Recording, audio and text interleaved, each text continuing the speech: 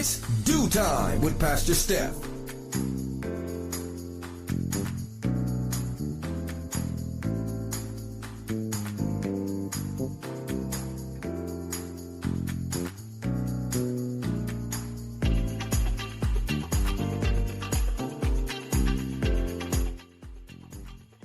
Good morning, good morning, good morning. Rise and shine. You're on with this DEW Time with Pastor Steph. How are you this morning? That's what I like to hear. That's what I like to hear. For this is the day the Lord has made. Let us rejoice and be glad in it. So, where were you yesterday? Yesterday was Let's Talk About It Tuesday, Church Folk Day, and if you missed it, all I could do is tell you, you must go back and watch or listen to yesterday's episode. We started off talking about Caleb Wilson, the young man who was in a college university in Baton Rouge, Louisiana, up until February of this year. Well, Caleb was pledging for Omega Psi Phi chapter fraternity at this university. And of course, because we've got this hazing business going on, they took them off campus and they had this hazing pledge event. And the event was, each pledge was to take 4 punches to the chest with boxing gloves. Well, oh boy, little Caleb. I don't want to say little Caleb because he just was not this huge young man. He actually did take the punch, but the last punch sent his body into shock, and later he died from heart issues, and that sent him into cardiac arrest. Well, to make matters worse and to add insult to injury, nobody acted as though anything was wrong. They didn't call the authorities when they figured out something was wrong, and they changed his clothes and dumped him on the steps of the hospital. Well, needless to say, now they have several individuals, in custody and are charging them with misdemeanor hazing as well as felony hazing charges. And we talked about what kind of time should these individuals get. Well, we get various answers, but one individual said, give them life, a life for a life. Give them life in jail as well. Well, in talking to our panel of pastors, one of the questions that came up was, now that these kids leave college and they go away from loving families and cling on to these fraternities and sororities where they feel like they need to belong. Hey, why do they need to belong? Why, if you come from a wholesome, loving family, do you feel like you need to belong to something, an organization so bad that you would go for this? Because they go, all kinds of hazing practices go on. This for Caleb was one thing, being punched in the chest 4 times with a boxing glove.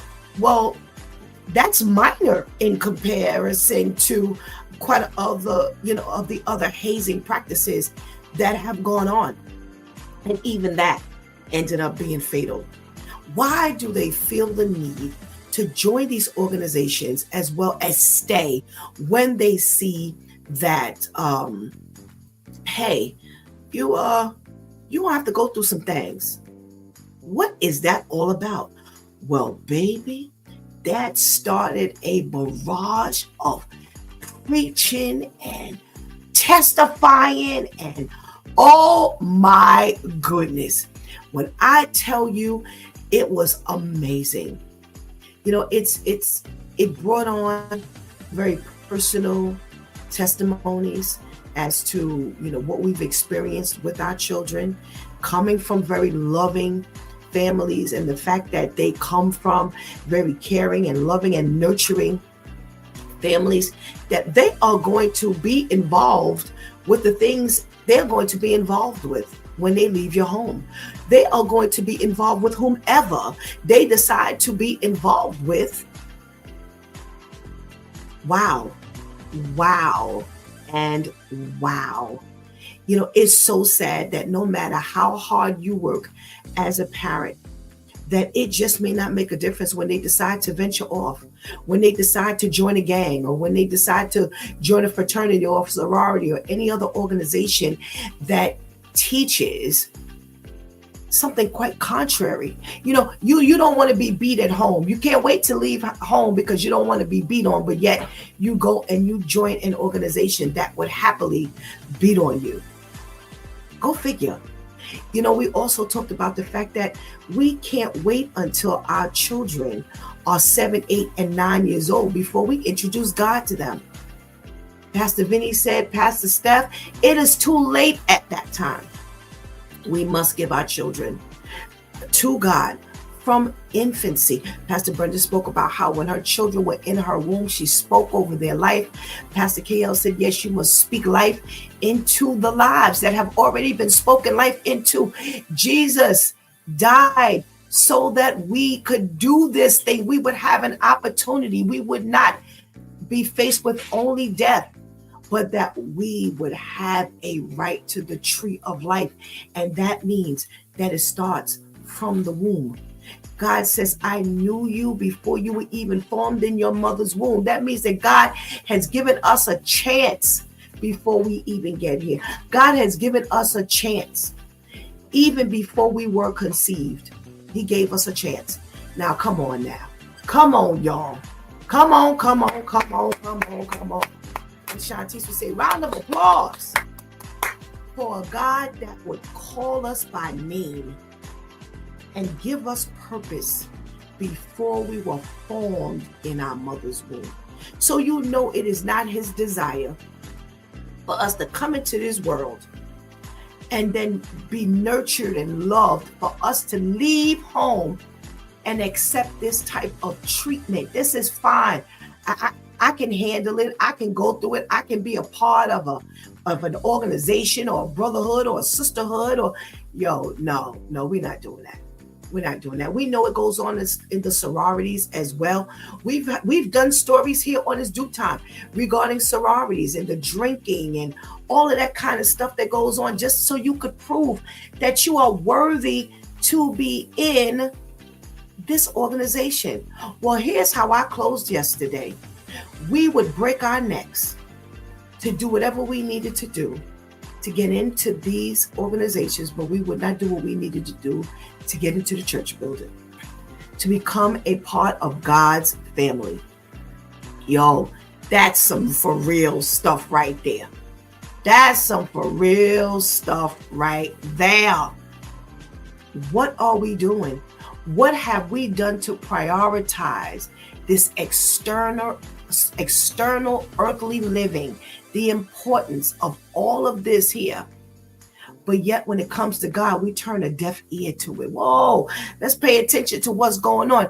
That shows you that we need to give our children God from the very beginning. We can't wait till they're 8 and 9 to decide to take them to church and introduce God and read Bible stories. And, no, it's got to start from very little.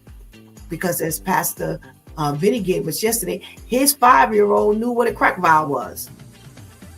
Does it sound like you need to wait before you introduce Jesus? Because this world is not waiting to introduce this nonsense to our children. But I tell you, my recap does nothing for yesterday's episode. So make sure you go back and you watch the video. Watch Coach for Christian Life on Facebook, Closer Walk Christian Media Network on YouTube. If you're not tuning in from YouTube, make sure that if you cannot watch but you can listen, you check us out on Spreaker.com, Apple Podcasts, Apple iTunes, iHeartRadio, Spotify. What else? Amazon Audible.com. We are everywhere on the internet. There is no place that you can't find It's Due Time with Pastor Steph. So make sure you tell a friend. You know, I said it yesterday, our views have skyrocketed. And we thank you. Thank you so much for just tuning in. You don't know what you're going to get. And guess what? We don't know what we're going to give you each and every morning right here. But I promise you, you will not be disappointed. So make sure you tell a friend. Make sure if you have not already done so, hit that subscribe button. Hit that notification bell. Yes, it comes up on my phone. I even have the notification bell hit on my phone, on my account. So I get the reminder. Last week I was in the hospital, and every day when Shantice went live, my phone lit up. That's the kind of reminder that you want, so that even if the time is slipping by you won't miss it. All right. Well, today is Wow Wednesday, everybody. And let me tell you something. We've got a show for you today. Now, this is our last show of the week because of the holidays, and everybody's going to be traveling and, doing what they do. And we're going to give the Due Time crew a break so that they can sleep a little later. Yeah, they deserve it. They can sleep a little later. But I tell you, we're loaded up today. Ooh, first of all, we have our girl Vivian in the house. And if I know correctly, Vivian does not have to run today. So, yes, she can hang out with us. And somebody else just checked into the room. I heard the notification. So I'm hoping that means that's another voice we'll be hearing on, the long-term effect today. And we've got some guests for Wednesdays, because Wednesdays is Ladies' Day. But I'm telling you, don't go anywhere, because we got a show for you today. There's a video that is going to be very thought-provoking. Man, just get your popcorn. Yep. Pretend like this is a My 2 Cents episode.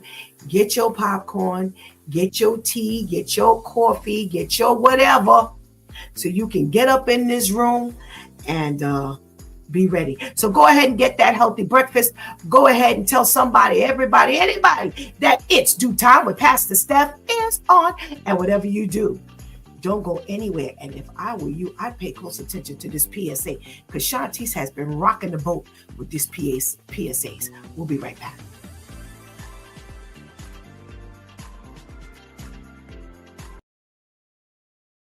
Husband is living a lie or not doing something right, and his wife speaks the truth to him. Should he not submit because she's a woman? That don't make no sense. I understand as a married man that my wife is right a lot of times, and even though I'm the driver, I can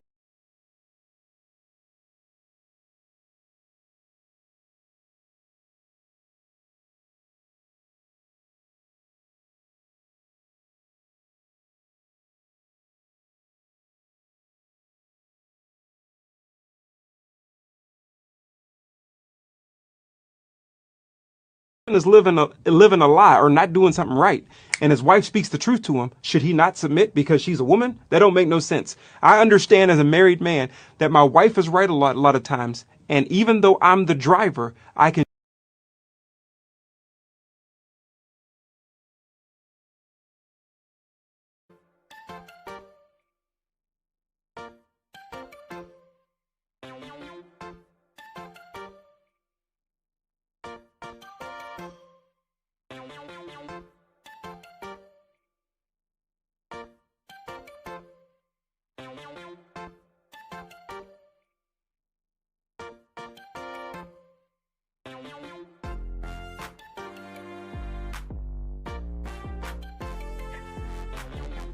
We're going to give that another chance, because even just a little part that I heard, I want to hear more of. So Shantice loaded up.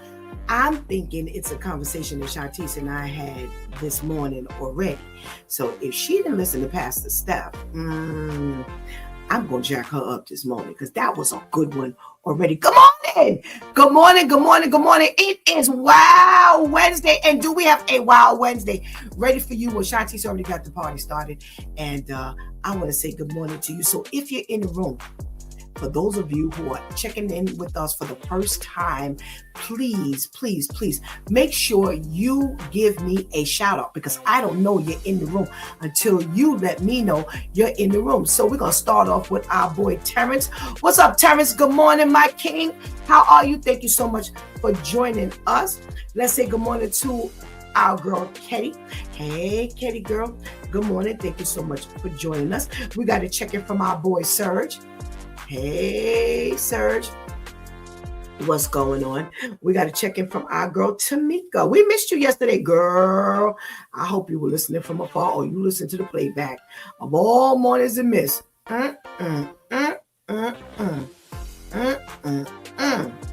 Well.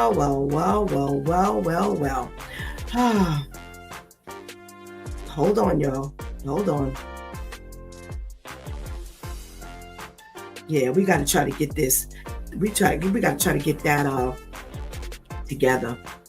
Let's see. We got our girl Pastor Kim in the house. What's going on, Pastor Kim? Thank you so much for joining us. Good morning to you. Hey there, Pastor J. Pastor Jason's in the house. Good to see you. Thank you so much for hollering this morning. Stick around, Pastor Jason. You may want to join this conversation later. We got some real stuff coming through. We got a check-in from Catherine. Good morning, Catherine. Thank you so much for giving me a shout out this morning and shouting out in this room. We need y'all to talk. We need you to talk. We need that algorithm to start moving. And thank you so much. I am Pastor Steph. Catherine, I'm hoping that that's your name. I am Pastor Steph. Thank you so much. We have a check-in from Rhonda Prophet. Thank you so much for checking in. Unfortunately, I cannot wish you a Merry Christmas because I do not celebrate, but I love you. Thank you so much for joining us this morning, giving us a shout out. I appreciate it. Thank you so much. Oh, it is wonderful to have all of you in the room. And like I said, our numbers have been going up. So I would love to see that you're all not just checking in, but you are actually staying in the room to listen to what's going on. So listen, we got our girl Vivian in the house this morning to give us our socially conscious segment. Let's say good morning to our girl Viv. Good morning, Viv. Good morning. Happy Wow Wednesday. How are you, Pastor Steph?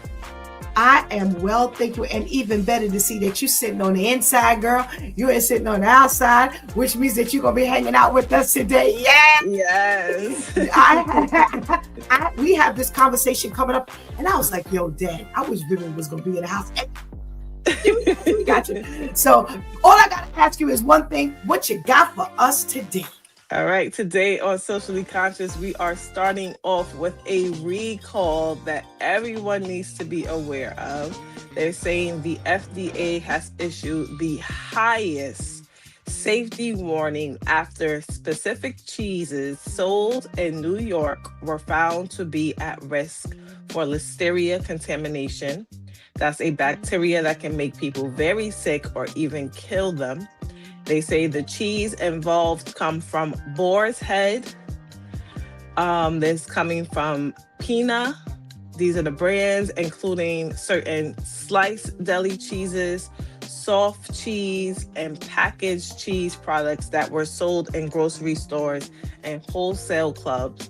The contamination likely happened during manufacturing or packaging, not in people's homes, of course.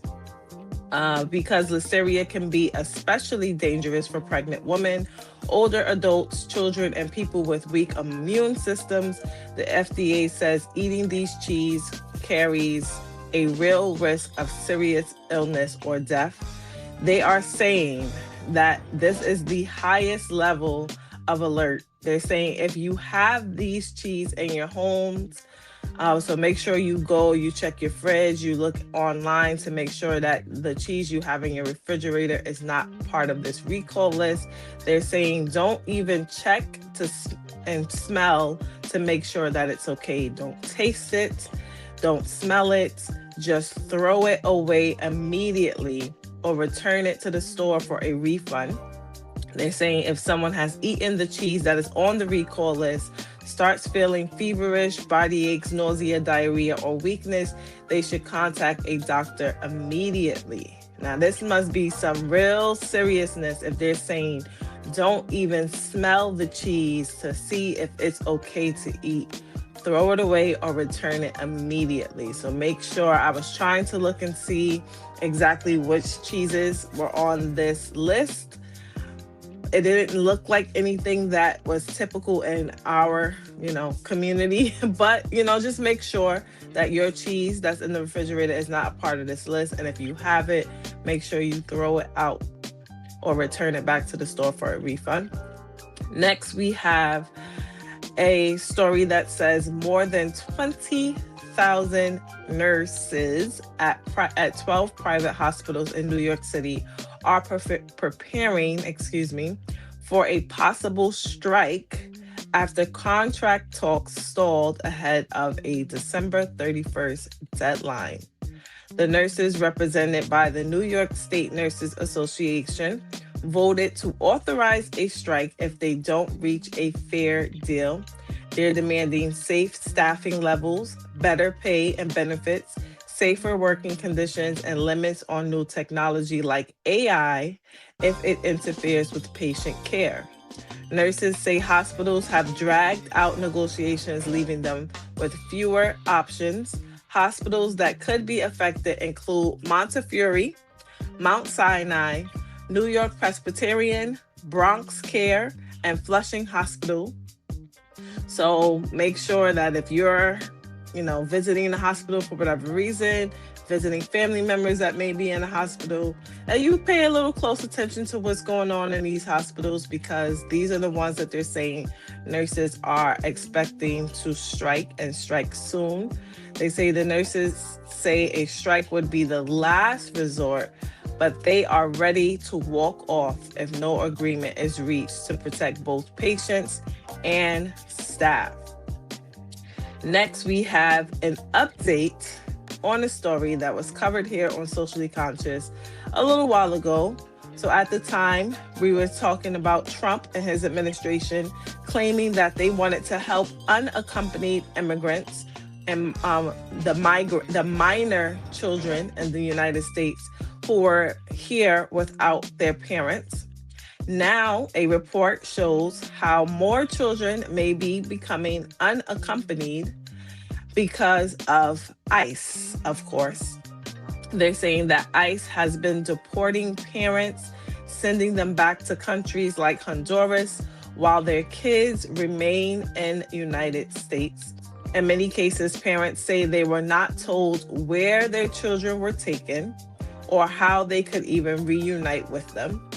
Advocates warn that this means immigration enforcement is creating the very problem that they once claimed that they wanted to fix, turning children into unaccompanied minors after their parents are removed. Some of those children are reportedly U.S. citizens or legal residents and may be placed in government custody or foster care. Advocates are now calling for better tracking, clearer communication, and stronger protections to keep families together, warning that without changes, more children could continue to be separated from their parents. And now we have our wow story of the week, which is a viewer-submitted story and a very sad story for sure. They're saying this case involves a Florida man who was back in court recently following the death of his 8-month-old son earlier this year. Prosecutors say that this story began with an argument between the father and the mother of the child during a Walmart trip. They were arguing over money and baby wipes.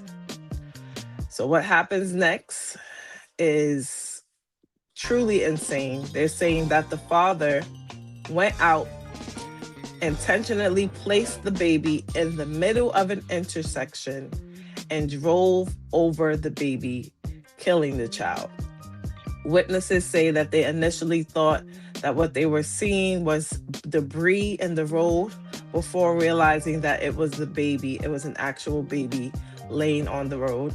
The father pleaded guilty to aggravated manslaughter and vehicular homicide as part of a plea agreement that avoided a trial and took the death penalty or a possible life sentence off the table.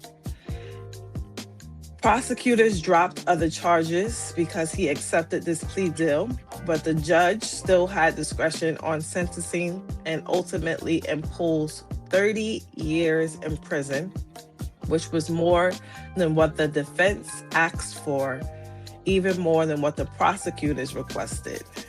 So they're saying that recently the father was sentenced to 30 years in prison. He apologized in court, calling himself the monster responsible for the death of his child. But the judge rejected any request for lighter sentencing, saying that the act was not an accident and calling it senseless. The judge said the sentence reflects the seriousness of the crime and the responsibility adults have to protect children at all costs. But this has been Vivian with Socially Conscious, giving you the news that we are following. And remember, if you have any wild stories you would like to submit, please feel free to direct message me on Facebook. My username there is Vivian BM, and come back every Wednesday to find out if your story has been chosen. Thank you, as always, to our loyal viewers and listeners. And thank you, Pastor Steph. Thank you, Vivian. Whoa, whoa, and whoa, whoa, whoa. Whew, child.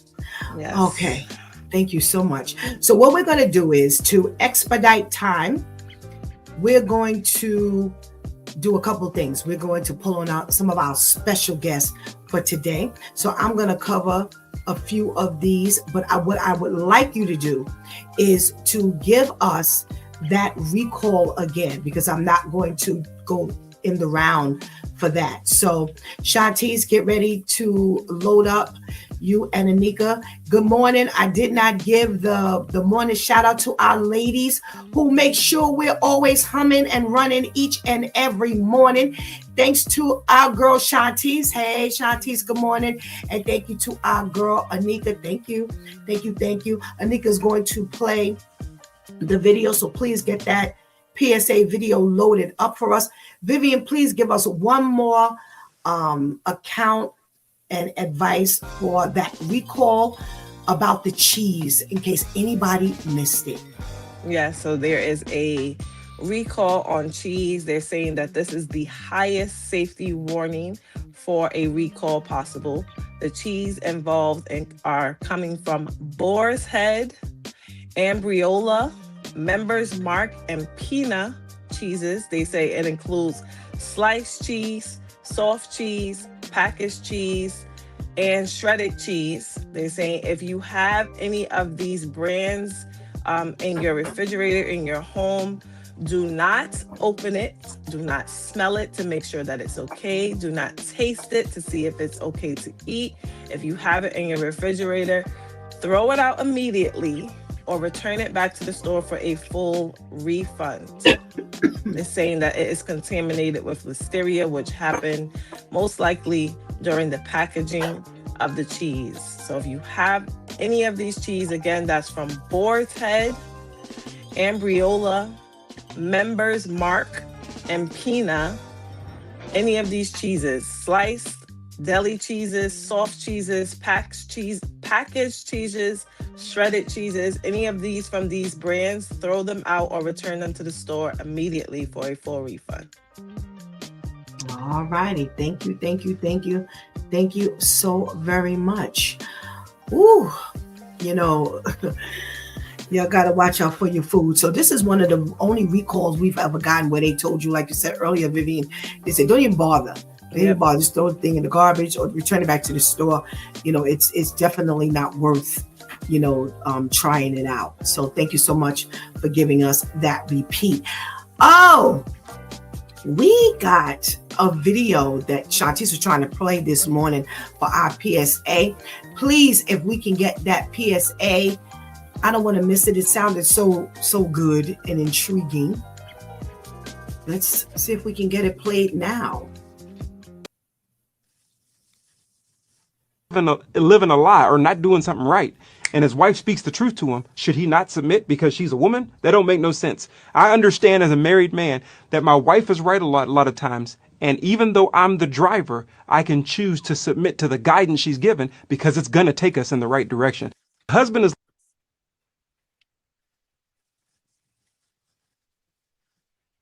I guess it ain't meant for us to hear this, Viv. That's our third go round. Our third go round. I'm hoping that our other video plays, because if not, I am going to be seriously disappointed today. Oh, okay. So let's do some of these comments before we bring our ladies on. We've got a check-in from who this morning? Oh, we got a check-in from Miss Wanda Auntie. Good morning. Thank you so much. Oh, Shati said the video was short. Good morning. Thank you so much for joining us this morning. We've got who's in the room? Oh, so we got Rhonda in the room, and we're saying that she's 10 years old. So I don't know if this is somebody who's playing a joke on us, Viv, or if this is somebody who's really paying attention to Pastor Steph and the Due Time crew this morning, who's 10 years old, but she said it's her birthday. So I'm going to go along with it. I'm going to say happy birthday. Get your mom on the line. That's all I'm saying. Get your mom on the line. Just make sure it's safe for you. We know the content is clean, but just make sure mom knows what you are listening and viewing. We want to make sure to always encourage you, for anybody who's young, don't go on these sites if mom and dad don't know that you're on these sites. So Thank you. I appreciate you checking in with us. All right. Who else do we have? We got some other comments up in the room. Terrence says, I love cheese. Well, Terrence, so do we. You should see the amount of cheese bags and blocks we got in this refrigerator over here, my brother. All right. Yes, we feel sorry for the children. They are really just going through some stuff here. Let me read some of these other comments before we get started with our ladies talking. We have, that's wild. He did not get to see the light ever again. I can't wait to get to that one, Terrence. I ain't even reading your comment no more because I want to get to that. Yes. I don't even smell the cheese. We have Christ follower in the room. Good morning, beautiful sisters. Thank you so much. Thank you so much. We love that you are all checking in. Thank you so much for just hanging out with us today. Please stay on. I promise you, you will not be disappointed with the Due Time crew today, especially if you've never been a part of the Due Time crew morning. Oh, you will really enjoy this morning. All right, Viv, let's get this conversation started. I see our lady Tamika in the room. Now, Tamika ain't been on since the beginning of December. Good morning, Lady Tamika. Good morning. Good morning. Good morning. Happy wow. Wow. Good morning. Thank you so much. Good morning. Christ follower says, I'm new. Well, thank you. Thank you. We take all the newbies because we're hoping you become a part of the family. Vivian, raise your hand so Christ follower can get to know who you are. Lady Tamika, raise your hand so people can get to know who you are. And we've got our girl Shantice in the room. Come on, Shantice. Come on. Let's go. Let's say good morning. Good morning. Good morning. Good morning. Good morning. We want to give a hearty, not only welcome to the newbies, but we want to give a hearty welcome back to you, Lady Tamika. Welcome back to you, Viv. Yo, we are loaded up. We got somebody sitting up in the back of the stage who's ready to come on with us, but they're gonna have to wait a little bit so we can get at least these preliminaries going before we bring on our special guest. And let me just let you all know we might go into overtime today after we get that party started. Again, good one, Shantice. We got to come back to that PSA so we can talk about that thing at length because I'm liking that content. So Thank you. Good choice.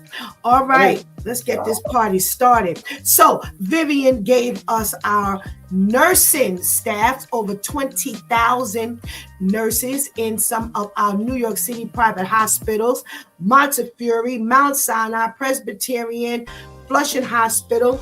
They are thinking about striking soon if their demands are not met, their needs are not met for safe staffing, levels of care, their money, and as well as this AI situation. They want to make sure that if you bring it on AI, you're not going to be interrupting with the quality of care that they're giving. And I'm glad they're on the front lines, shouting out these things. And Lady Tamika, you got first dibs on this one. Welcome back. Thank you. It's been a long, hard journey, but I'm here. Amen. So, when we're talking about healthcare, I can really understand that, and I can because I worked in the healthcare field, not as a nurse. But there are many times when AI will manipulate a situation and kind of tie our hands, whereas AI will give you information based on some little, whatever the algorithm is, and knowing the truth with regard to the patient. Unfortunately, you have to give them what AI is telling them, and in your mind, okay, that is not right. It's not, and so in situations like that, you would jeopardize somebody's care. You're giving them this, but what they really need is this, and I'm glad that somebody is fighting for the patient, and saying, no, this is not right. If there's something that I know, as a human being, that is going to usurp what this AI is telling us, let's get the patient taken care of. And a lot of times, let's put it this way, you don't want to not have enough nurses. A lot of times you'll spend time, detailed information, you take time with the nurse, and the nurse has everything that you need, and you get a 5-minute section with your doctor. Your nurse knows all that there is. You don't want to piss your nurses off, so I think we should definitely make sure that they get what they need.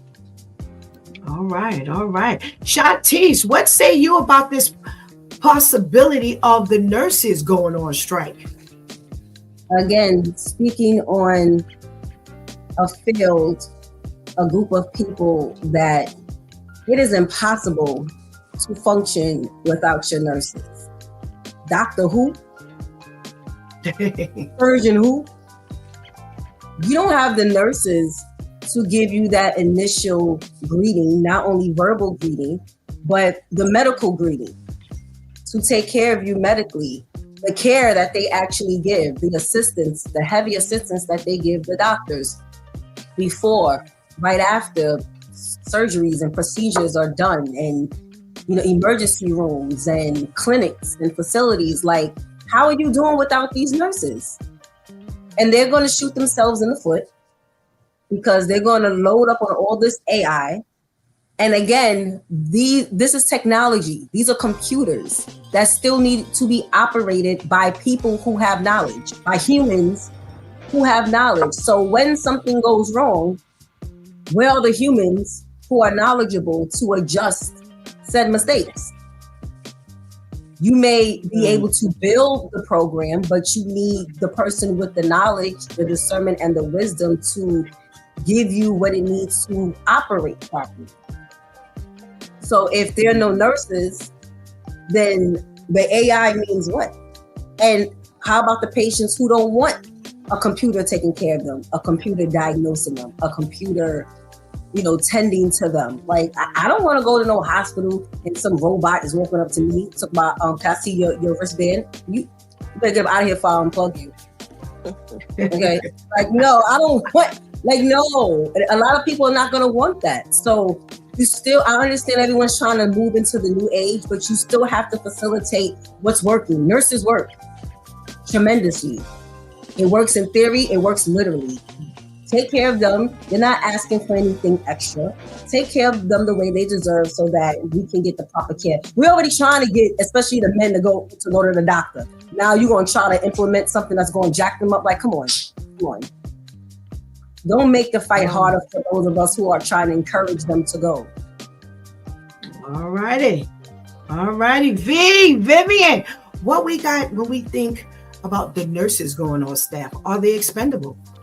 No, not at all. I don't understand why it always has to get to this point to where people that we need are threatening strike in order to get what they need to survive. I don't understand why it always has to get to this point. We did this with the bus drivers. Now we're here with the nurses. I don't understand why you just can't give these people fair wages, benefits.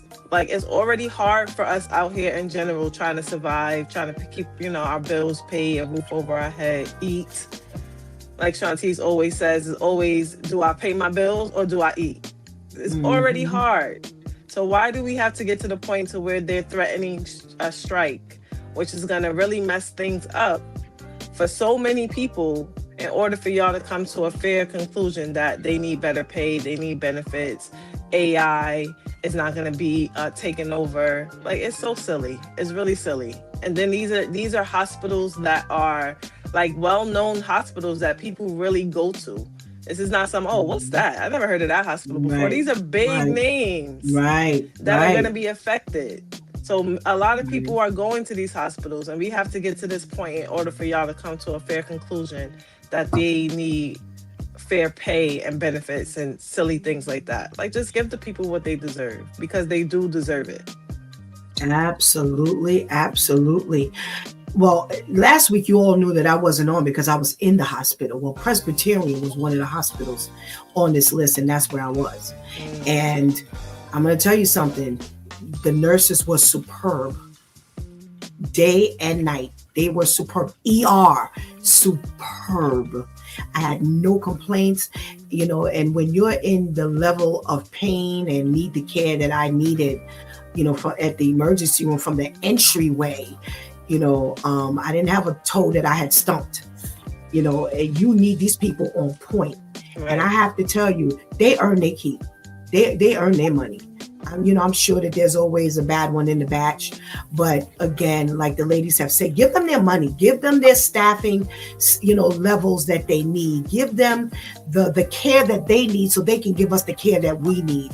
That's really what matters, because it's a domino effect. So make sure, like Vivian said, why we always got to get here? Why somebody can't just automatically share? These are men and women, because there were male nurses as well. I had male nurses and female nurses. Long gone the days where the ladies walked around with the dresses and the caps on their head. Male and female, the like. I also have a friend who just became a ER director. He was a nurse for over like 20 years in the ER.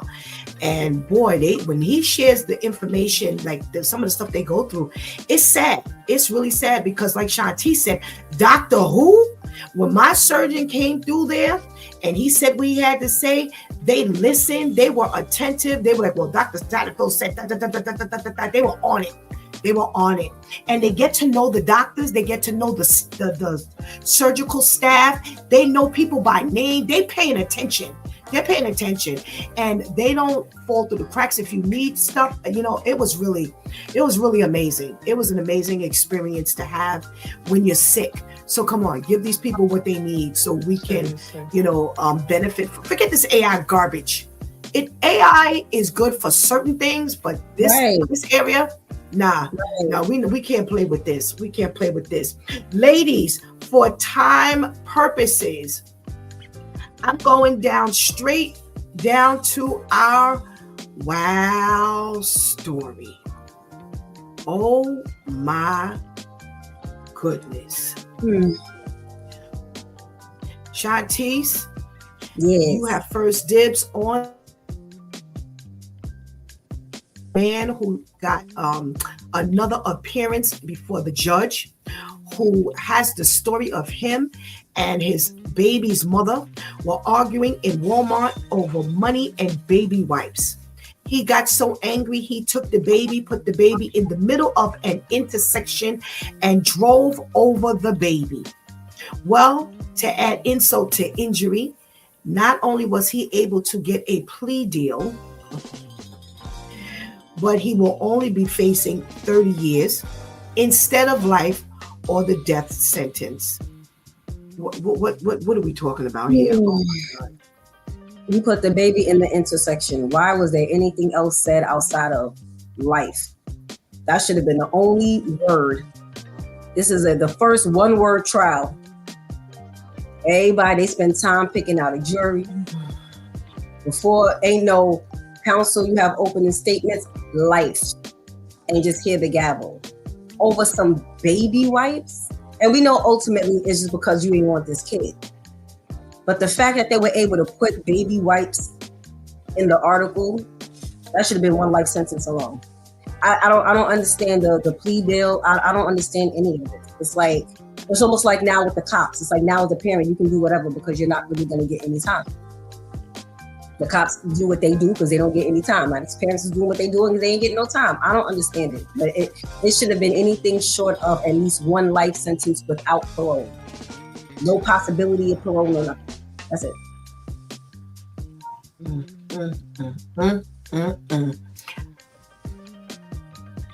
Oh, interesting. Boy, you about to set this room up. Good morning, Brian. Thank you for joining us. Maybe you trying to bait the women on the panel. But Brian says you got to blame the woman for the cause of that. Well, interestingly enough, you stick around because we got a video for you, Brian. Thank you for your comment. Thank you for joining the show. V, he says he apologizes. He apologizes. He's the monster. That's why I'll take the plea deal. That's disgusting. It's really disgusting. Why was there even a plea deal offered? I don't get it. I don't understand the justice system at all. It's not like he could have said it wasn't him. They must have video. They obviously had witnesses that can attest it was him. I saw him put the baby in the roll, get in the car, turn it on, put it like, why is there even a plea deal offered? I don't get it. There should have been no conversation. You did it. You admit to doing it. Life. Like, I don't get it. I don't get it. It's nice that he was able to show remorse. Good for you and your consciousness and possibly your salvation. But no, there should have been nothing offered. Nothing offered. And good for the judge that he didn't listen to either one of the lawyers who were trying to get a lighter sentence. Oh for what? For what? That I don't understand it. Again, we talk about how these lawyers fight for just the evilness at the end of the day. Why are you even asking? This man intentionally put the baby in a roll and drove over the child. He ain't put the baby there and leave it. He intentionally drove over the child, and you're asking for a lighter sentence? I don't understand the justice system. It's disgusting. All right. We got some, we were trying to get Anika to play the video. We're going to have to forego Anika playing the video because we got to flush out this here. What I would like, Brian says, I'm not trying to rage bait. We don't rage bait here, but you may be trying to bait this panel. But I would really like for you to put in the comments why you feel it's the woman's fault. Because we have some guests coming on today that might agree with you. They may not agree with you. But we're going to put it out there. Lady Tamika. When I tell y'all, I'm so sick and tired. I'm so tired of these babies dying at the hands of the father. You know, and we have some with the mother as well. But oh my gosh, look at this face. The face of this little child, the cheeks and the beautiful eyes. And, you know, my thing is you're no longer wagering that you're wagering over Pampers and baby wipes and things like grow up. You know that's going to be a part of the cost. You obviously didn't want this child. And my thing is you couldn't have any feeling at all about this baby. You took this baby, put this child in an intersection and ran, oh my God, ran over this child. Because you and I are arguing over wipes and baby products. You know, I'm so tired. And again, life. I chime in with everybody else. Anything other than life. You took this child's life, and now you live 30 years, 40 years, 50. We have no idea. Unbelievable. Sir says that's just cruel in so many ways. What did the baby do to deserve this? I don't know what's going on with these fathers. He should have gone to jail for life. Once again, if this were a dog, he would have gotten life, no questions asked. It's true. They value animals much above humans these days. To even hear anybody say, so let us quickly recap this story.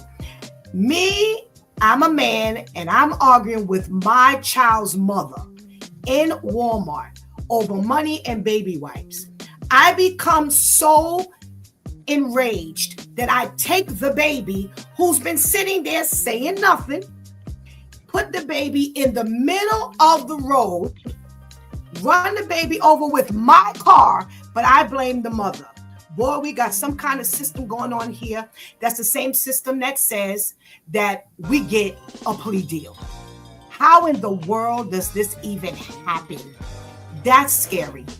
That is scary. That's scary.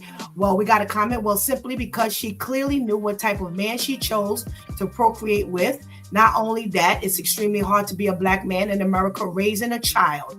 Okay. Stop having sex. But what we will say is we completely agree, because that is completely our argument on a normal basis. Stop having kids with these people who you see are deranged. Period. And I'm talking male and female. We ain't talking about just the male, but since we're talking about the males, we're gonna talk about the males. So yes, that does not make it her fault. Is she negligent? Yeah, but it does not make it her fault. I have to honestly say, I can speak for every woman on this panel. We are in complete agreement. We have said this 950 times. Please, ladies, please stop. For the men, guess what? If you're not enjoying the experience with this woman, stop having unprotected sex. Stop having sex. Everybody needs to just stop. This is why I say, and I'm closing here, I do not celebrate with any new child coming into this world, because this world we're bringing them into, this is sick. This is completely sick. Oh, we got some guests in the room today. We're going to upset the atmosphere. Now, we're about to play a video. Thank you, ladies, for indulging us on our socially conscious segment. We're about to play a video. Some of the language is not the greatest. And just be prepared. Just be prepared. It's not the worst, but just wanted to give you a heads up. Sometimes we will not play things that, are crazy, but sometimes we get a little crazy. So, Shantice, men in the audience, pay attention.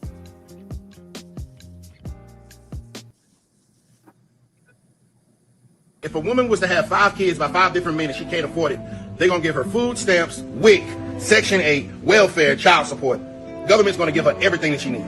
If a man has those same 5 kids by 5 different women and he can't afford it, they're going to put his black ass in jail. Why would you put the nigga in jail? You need to put the nigga in a job. So you mean to tell me that you're going to put him in jail because he can't pay child support, so while he's in jail, he's going to fall behind more on child support instead of putting him in a job? But you won't put her in a job. You just give her everything. So you didn't want the money, you just wanted the nigga in jail? You still not getting child support? Hello? But if the government say that you got to have a job for you to get those benefits, y'all man, oh. Destination, one in the nation. But let me get this straight. If a woman was to... Okay. Wow. Very interesting. Very interesting point of view. And we got our men in the room, our due time men in the room. But before we get there, let's give some of these comments. Not trying to be racial, from Serge, not trying to be racial, but if that was the other side of the fence, then that man would have seen life. Okay. Brian says that's such a biased blanketed statement. Why would you say stop having sex? The reason why I say stop having sex is stop blaming the other side of the fence. Stop blaming the other side of the fence. We all do stupid stuff, men and women, and everybody's walking with their eyes wide open and they're making the same decisions. Women are not choosing better men no more than better men are choosing women. So since y'all can't seem to get this thing right, stop procreating altogether. How do we stop procreating? Stop having sex.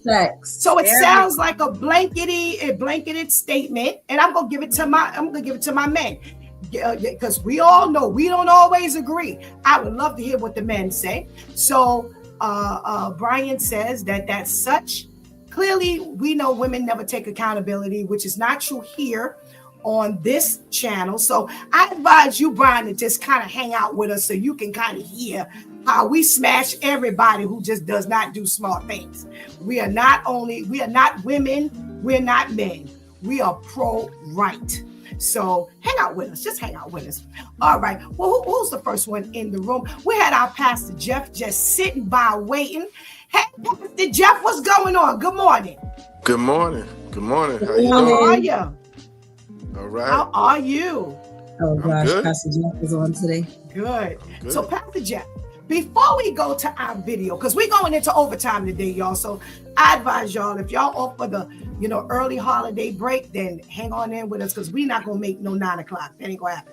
All right. So Pastor Jeff, we have in this room, we have where this situation, you heard the story Vivian gave this morning, and we have one of our viewers who was saying, listen, this man did this because it's the woman's fault. So I said, well, why is it the woman's fault? He said, because, we choose the wrong men. So when we choose the wrong men, we leave ourselves vulnerable and available to have this happen in the first place. So my question becomes, what do you say? Do you say it's the woman's fault that this man actually got that angry that he took the baby and put the baby in the middle of the street and drove over the baby with his car? Yeah, I think I'm gonna blame it on the woman. Okay. There is some fault on the woman's part, which is there probably was signs that this guy was crazy to begin with. He loses his mind when he gets angry. And she should have seen those signs, definitely. All right?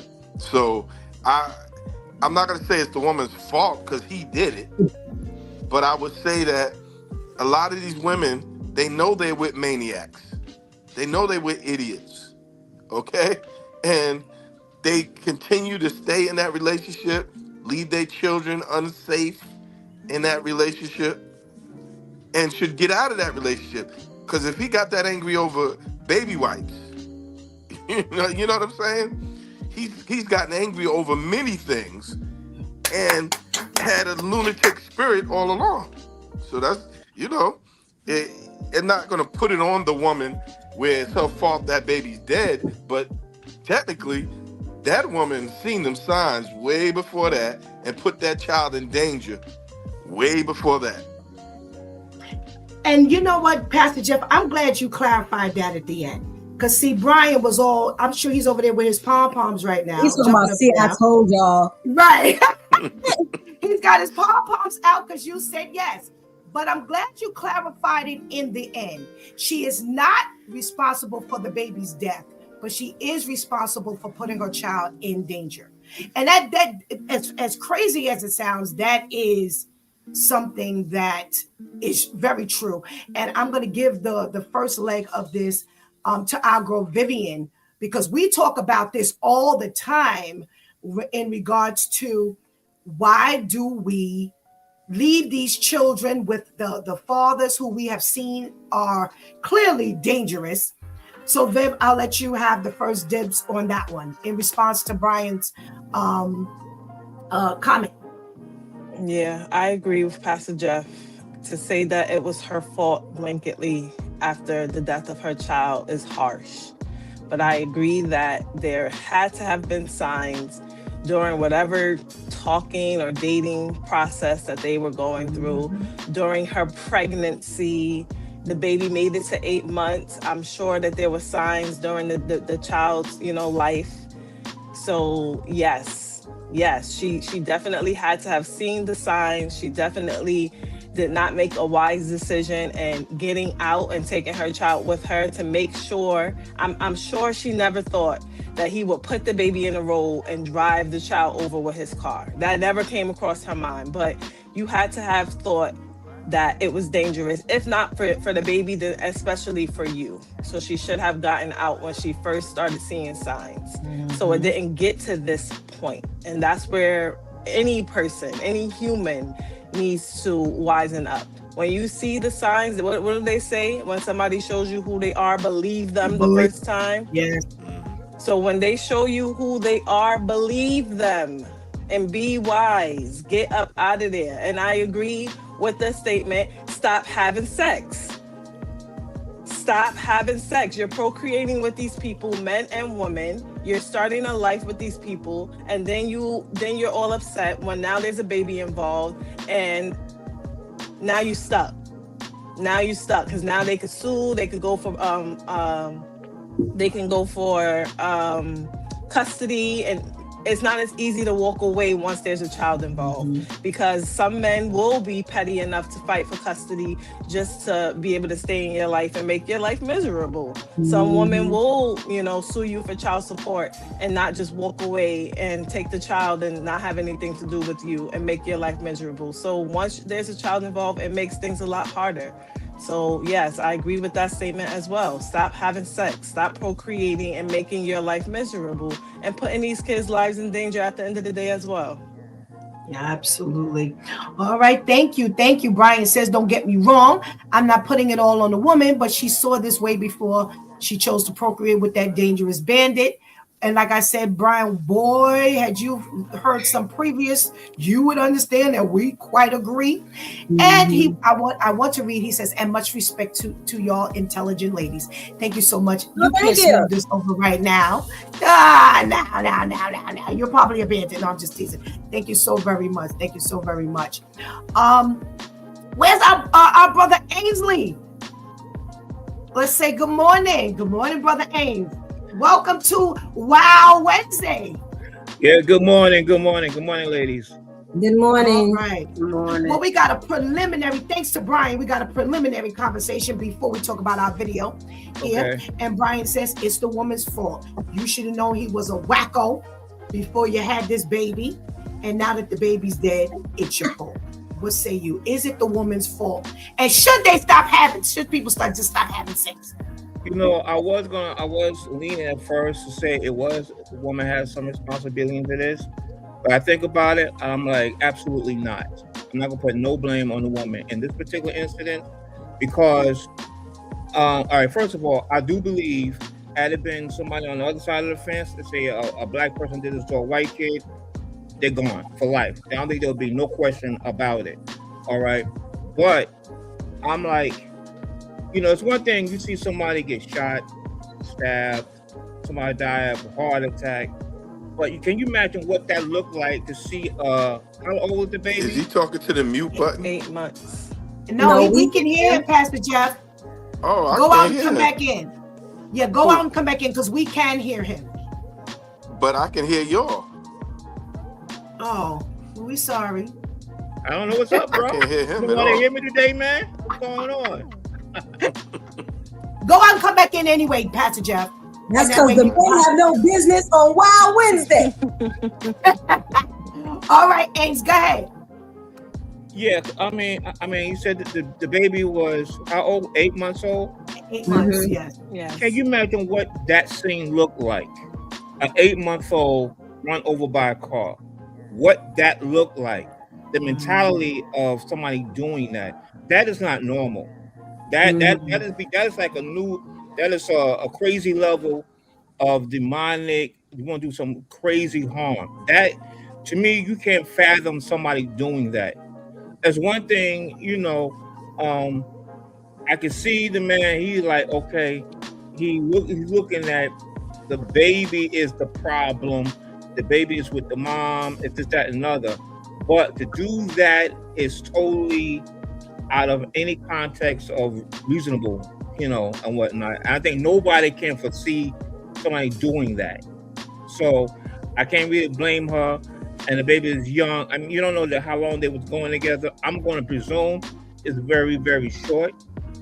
A very short period of time. And I think nobody can predict something like that. But to me, I think no matter how long he got in jail, I don't care if it was 2 years.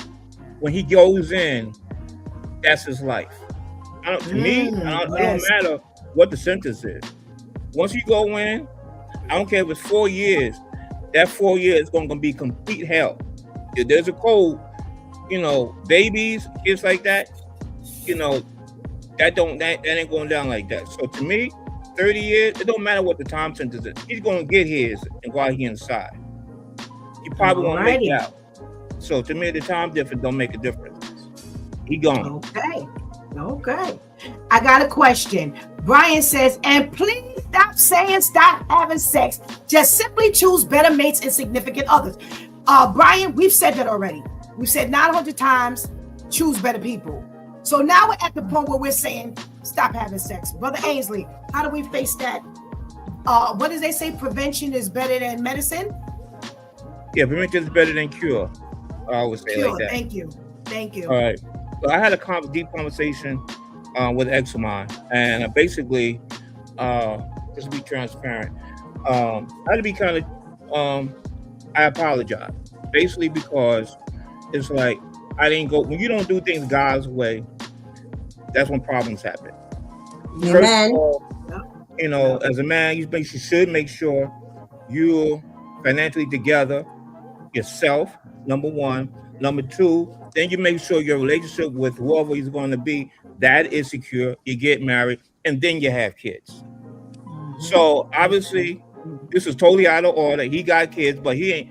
If you got to worry about money for some baby wipes, you ain't. This was out of order. So anytime we do things out of order, stuff is going to go wrong. Thank you. Amen. Thank you. That's the biblical way. So once you do it outside of those steps, there's going to be some problems. There's some repercussions because of that. All righty. Thank you so much, Brother Ainsley, because I know Brian must think we just out of our picking minds over here. All right. Thank you so much. All right. Lady Tamika, what say you? So again, with regard to that, okay, so let me go with Brian's statement. One of the things that we noticed in relationships is ain't nobody waiting. You look at a lot of times what ends up happening is you get enchanted by the way the person looks. You're not asking questions. There's a whole lot of details that are missed. There are a lot of flags that are waving in your face and you don't see it. And so plenty of times, we have said, okay, be cautious, be aware, but you're so busy trying to get into bed that now we fighting. Okay, she decided she wanted Huggies. Huggies we know is kind of pricey. He's saying, well, why can't you just buy these wipes? They just wipes, not really recognizing, not picking, but some men don't know that you can't use every kind of product, for the baby. Because there's diaper rash and all types of things. And I guarantee you that that's what happened. She decided to go, this is maybe her first baby. And she decided, let me get these. Let me get the name brand stuff. And sometimes it's to her benefit, sometimes it's not. However, y'all didn't do all of the due diligence that needed to be done in the preliminary.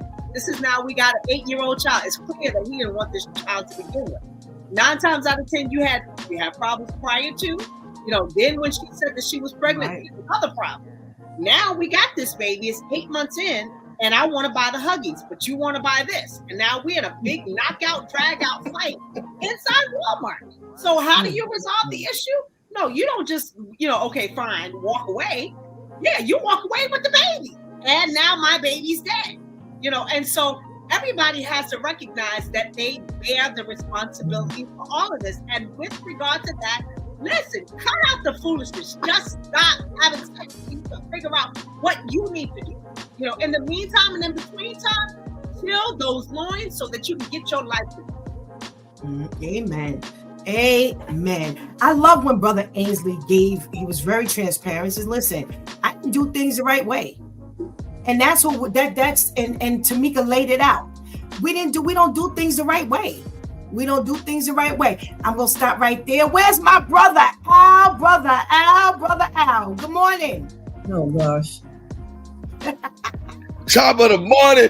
Top of the morning. Abraham was the father of Isaac. Isaac was the father of Jacob. And Jacob had 12 sons for real. And these were the children of Israel.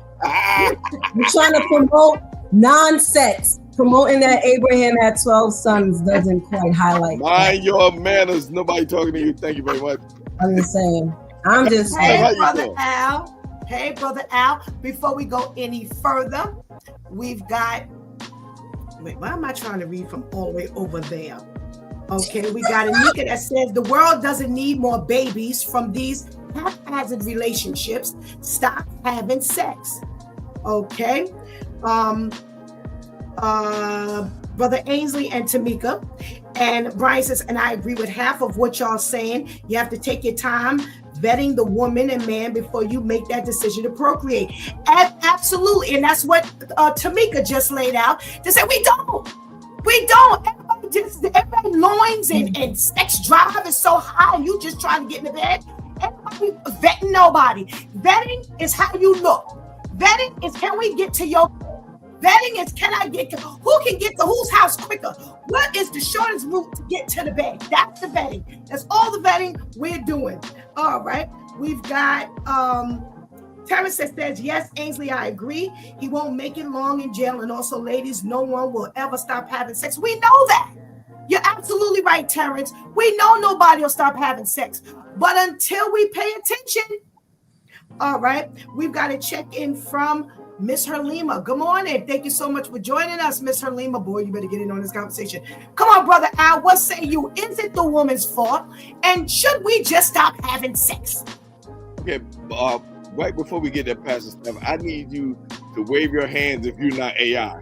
I want to make sure you, Pastor Steph, I want to make sure you ain't AI. So you wave your hands real quick to let me know that you're not AI. Okay, you're not AI. We good to go. What is happening here? Oh, because I hate when a computer asks me, am I human? Are you human? I need to know these things. I want to make sure Pastor Steph is Pastor Steph. Okay, so listening to the conversation. I'm going to say it was the man's fault. Okay, the woman did have some hand in it because there were signs. This ain't the first time he just went off and act crazy, but I don't think anybody in their right mind would say, okay, we get an argument, we have disagreement, right? But I don't think it ever would have crossed her mind that she gonna kill the baby. He gonna kill the baby. You know what I'm saying? This dude didn't want the baby. That's what it was. He didn't want that baby from the beginning. You know what I'm saying? Because if you had that baby, you know me. I got some couple of kids out there, some crazy mamas. I ain't thinking about killing none of my boys. You know what I'm saying? So, you know, he did not want that baby. And I agree with the point that what Ainsley hit right on the head is that we gotta do things according to God's hand. We gotta do things the right way. Trust me when I tell you, if I'd have known that back then, I probably wouldn't have no kids right now. I'd have been doing it the right way. I did it all the wrong way, and my baby mamas put me through pure hell. All four of them. You know what I'm saying? All four of them. I'm being real. You know, we transparent on here. I don't mind talking about my story. They put me through it. And as I got older and got closer to God, accept them in my life, I'm like, wow, this is what happened when you don't follow God's plan. You didn't do it right, so you got what you deserve. So yes, we need to do it right. I saw somebody say, yeah, you know, we not going to, nobody's gonna stop having sex. No, we're not saying that. We're saying pick a better way to do it. You know what I'm saying? Follow God's plan. You follow God's plan, the sex is gonna come. Absolutely. You have to follow His plan. Yeah. This man did not want that baby, and she saw signs. This ain't just the first time he done flipped off on something crazy. Absolutely. So I'm going to trust him because I'm just a man. You killing that little. I'm sitting here mad behind that. You know what I'm saying?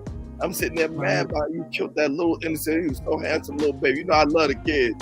You know what I'm saying? I'm gonna send Big Bubba a letter and say I'm sending you somebody special. I'm sending you somebody special, Bubba. You make sure you take care of him. Wow. All right. Thank you, Brother Al. So we got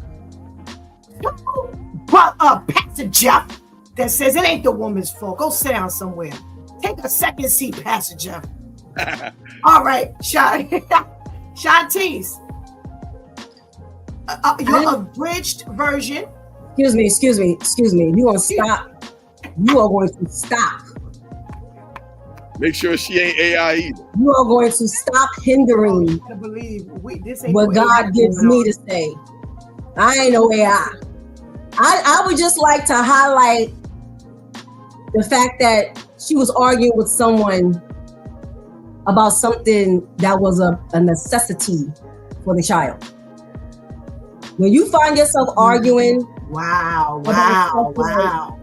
food, everybody got to eat. When you find yourself arguing with people about air, everybody got to breathe. When you find yourself arguing about stuff like walking, if you got feet, you got to walk. You have to understand two cut times. Quick transparency moment. God gave Pastor Steph's ministry the word back in 2018 that we were to be on a no dating law, under the no dating law, date hiatus. And I was on a lynch mission because I didn't understand what Jesus was talking about. I was like, now God, I've been dating since 13. What do you mean no dating? I don't understand this. I don't understand life without dating. I don't understand. I think you crossed over you bypassed the other ministry and you came here. I think you're supposed to stop there. And ever since then, I've been seeing why the Lord has said no dating. Because see, stuff like this is what you bypass when dating is on your mind. When you so busy wanting to jump in the bed, because we would all be lying and it was already highlighted. Vetting is, you got $5 like a bar. If someone can lend you $5, that's your man. That's your woman. Okay? Looks don't even matter anymore. Did you see his hair in that picture? That's how he looked when she met him. I can guarantee you. Okay? No one cares about the appearance or anything like that. Standards have dropped a lot. And how do I know? Because now that it's been a dry island on this end, my eyes are even more like, I'm like, Lord, this is what I've been ignoring? I've been this slow all this time? It's not just other people. God didn't say no dating so that I can see how slow other people are. It's also to see how slow I've been. So yes, when you stop having sex with your mind, I was talking to Pastor Steph yesterday, and we were talking about something. I said, Pastor Steph, this is liberating. When you can make decisions knowing no one can say, well, I just woke up next to you, it's liberating. Okay, because now you can really stand on the promises of the Lord. All right, and you can stand on the fact of what you actually see you can abide by. This was all his fault. I do agree. Yes, there were signs. And again, highlighting the signs of when you find yourself in the midst of argument over things that should never be an argument, I don't care with who, you need to pull the plug and you need to walk away. And I completely agree with Brother Ainsley. I can't even imagine how this looked visually. That, again, calculated, that you walked the baby to the intersection and you walked away from the baby. And even in all that time, you still put the car in gear and still, that is just sick. And stop, just stop. Let God pause you so that he can give you his pair of eyes, his set of ears, and you can really hear and see things for what it is. Because when you're so busy in the midst of what the streets say you need to be doing, you ignore all of this and then you wake up at the end result. She woke up at the end result. It's horrible. Wow. All righty. Terrence says, I love the full due time crew. Terry says, Brother Al, I'm crying. I hate that too. They also pick the bikes. I hate that. I hate that. All righty. Tamika's agreeing with Terrence. And Brian says, I can't wait till church on Sunday so we can have this debate. Wow. Okay. We got Shantice is driving me crazy here. I'm helping you. I know, but it's driving. It's confusing my eyes. So it says, I'm just tired of our babies, the ones receiving this punishment, and that makes me very angry.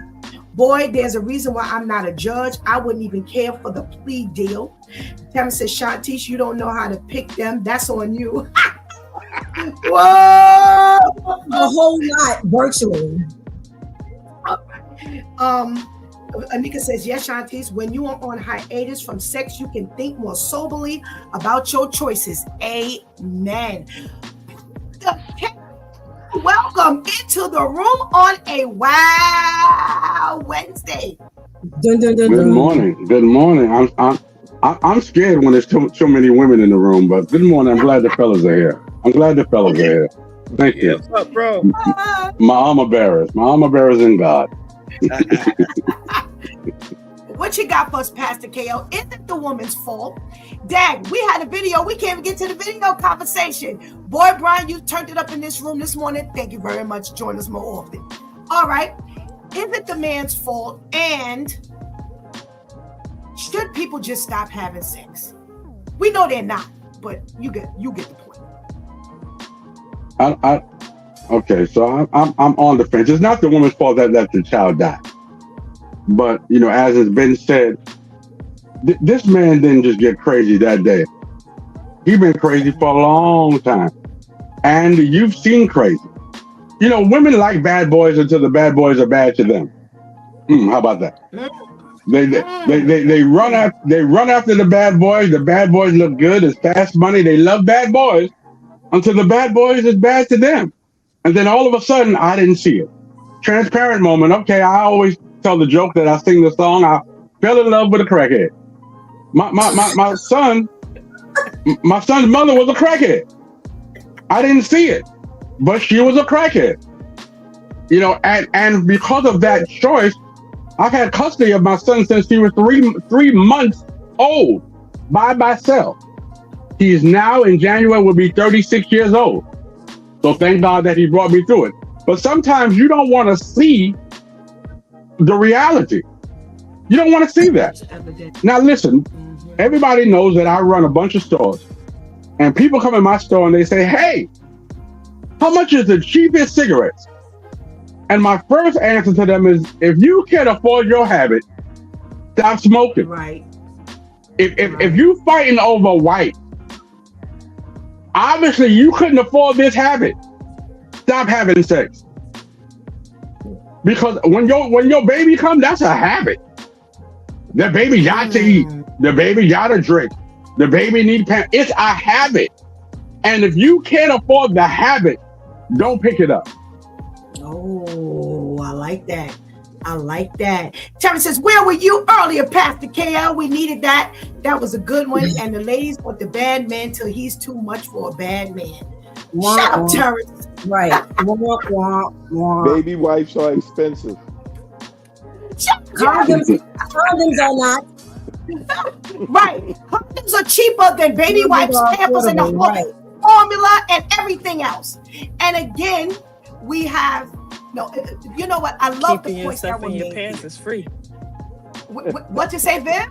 Keeping your stuff in your pants is free. Well, amen. With all due respect. And sometimes you got the free willy. You ain't free though. You can't afford that habit. No, wait. You can't afford that habit. So, Jeff, you just got finished saying, so you got to free it. You got to free it so much so you got to argue over some wipes. You definitely need to cut it off. Forget about free. You can't afford that habit.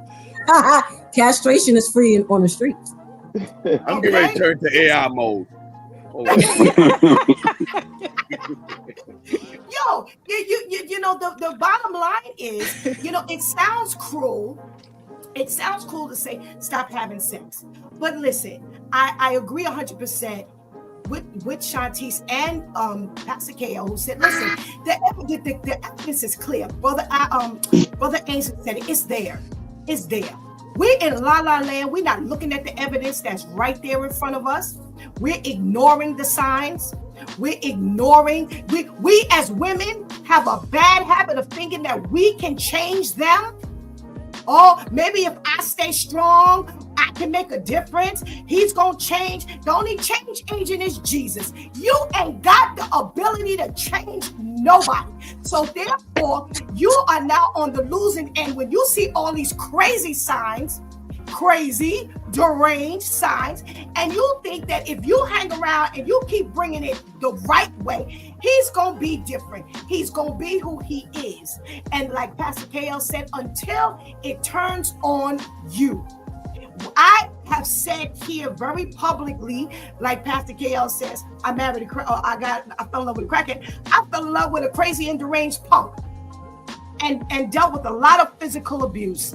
And I thinking as a young person, because I was young when I went through this, I kept believing that if I do right, if I treat him right, no matter how he treats me, but if I treat him right, he's going to turn around. He's going to treat me right well. He's going to stop abusing me because he's going to stop seeing the need to abuse me. No, because that abuse was coming from several things. And one of the things was control. He couldn't control me because that's the one thing I wasn't willing to compromise. I had my own way of thinking. I was making my own decisions, and that's where we constantly collided. You cannot change people. So that's one of the things that women go through. I think that if as long as I'm a good girl, he's gonna, I fell in love with a church girl. It doesn't work. Nope. It doesn't work. And because of that, we hang around way too long. We see the red flags. Forget about red flags. The sirens and everything else is going off. But we ignore that kind of stuff. And here we are. With you putting the baby in the middle of the street. And the reason why I say no, I cannot blame the woman. Can't blame her for being negligent and sticking around. Absolutely. She should have left a long time ago. Haven't been there. Saying it, being honest, yes, she should have left a long time ago. However, I do agree in the room that says ain't nowhere in the world she would ever possibly believe that he would do something heinous like that. You never know how crazy is until crazy acts. I don't think he meant to run the baby over though. Jeff, stop talking, please. Please. No. I read the story. I really believe he put the baby in the road, but he was out of his mind and he just drove off.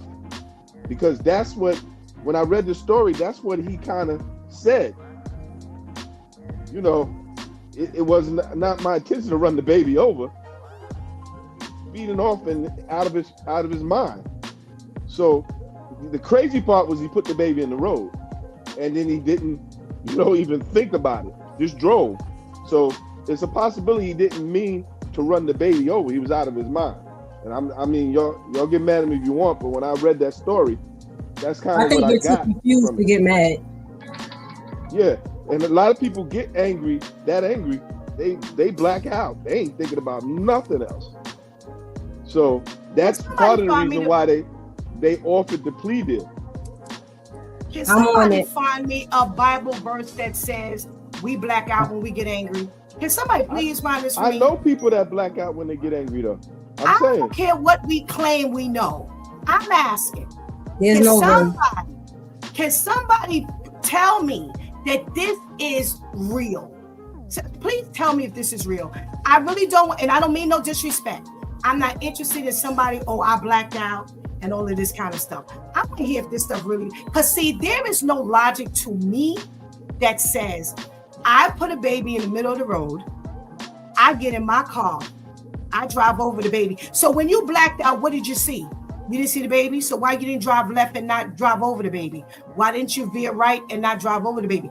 How do we put a baby deliberately in the middle of the street, but we do not intend to run over the baby? How does that even work? Right. So here's what happens. So I got behind the wheel of the car. Do I not? And I put the car in drive. I put my foot on the gas pedal, but I don't mean to drive. Is that equivalent to that? Is that what's happening? I'm not being funny. I'm asking. Can I give one of my stories real quick? Oh Lord, yes you can. Yeah, it's in effect. My daughter's 38 years old, and she's at work right now, so hopefully she won't be hearing this, okay?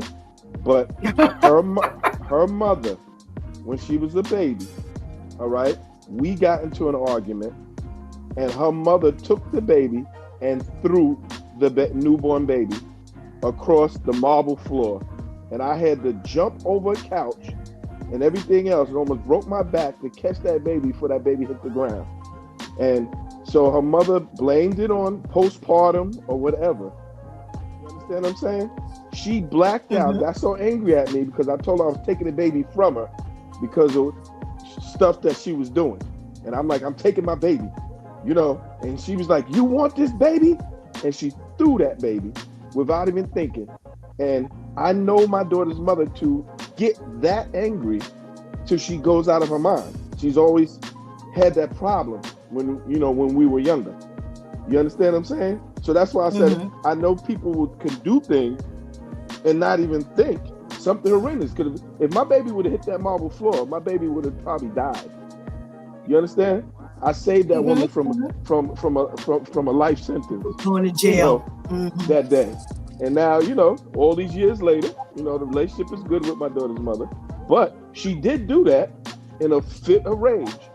And she always had that problem when she goes out of her mind when she gets that angry. So I'm saying, he put that baby out the car.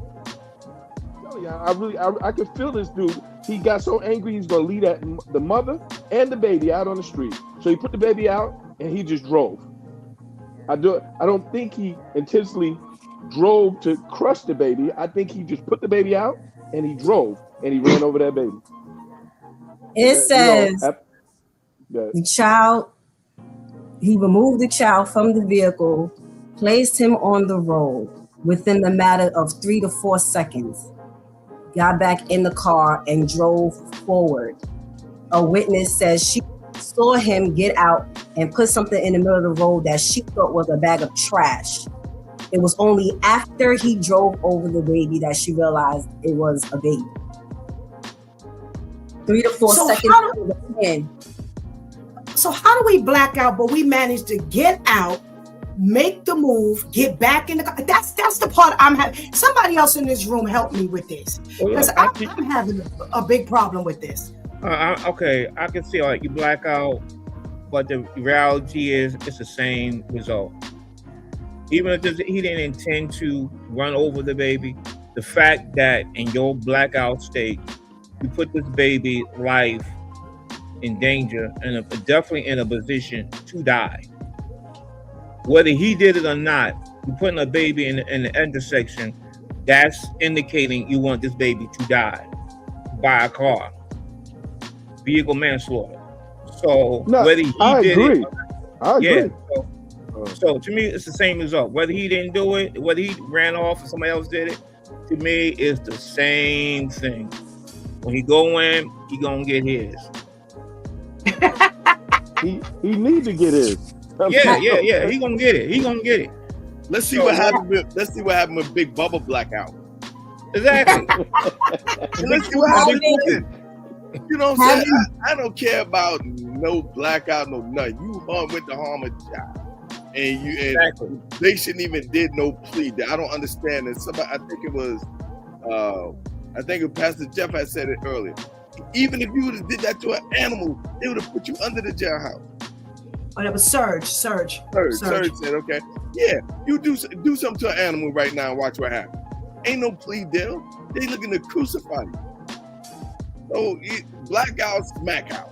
But they lock him up. No plea deal. He gonna be Big Bubba. He getting his. He gonna get everything. But having been an angry person for a living. Oh yeah. That was my life. You wake up angry, go throughout the day angry, eat angry. Certain foods you can't eat angry, so diet. go to bed angry, only to do it all over again the next day.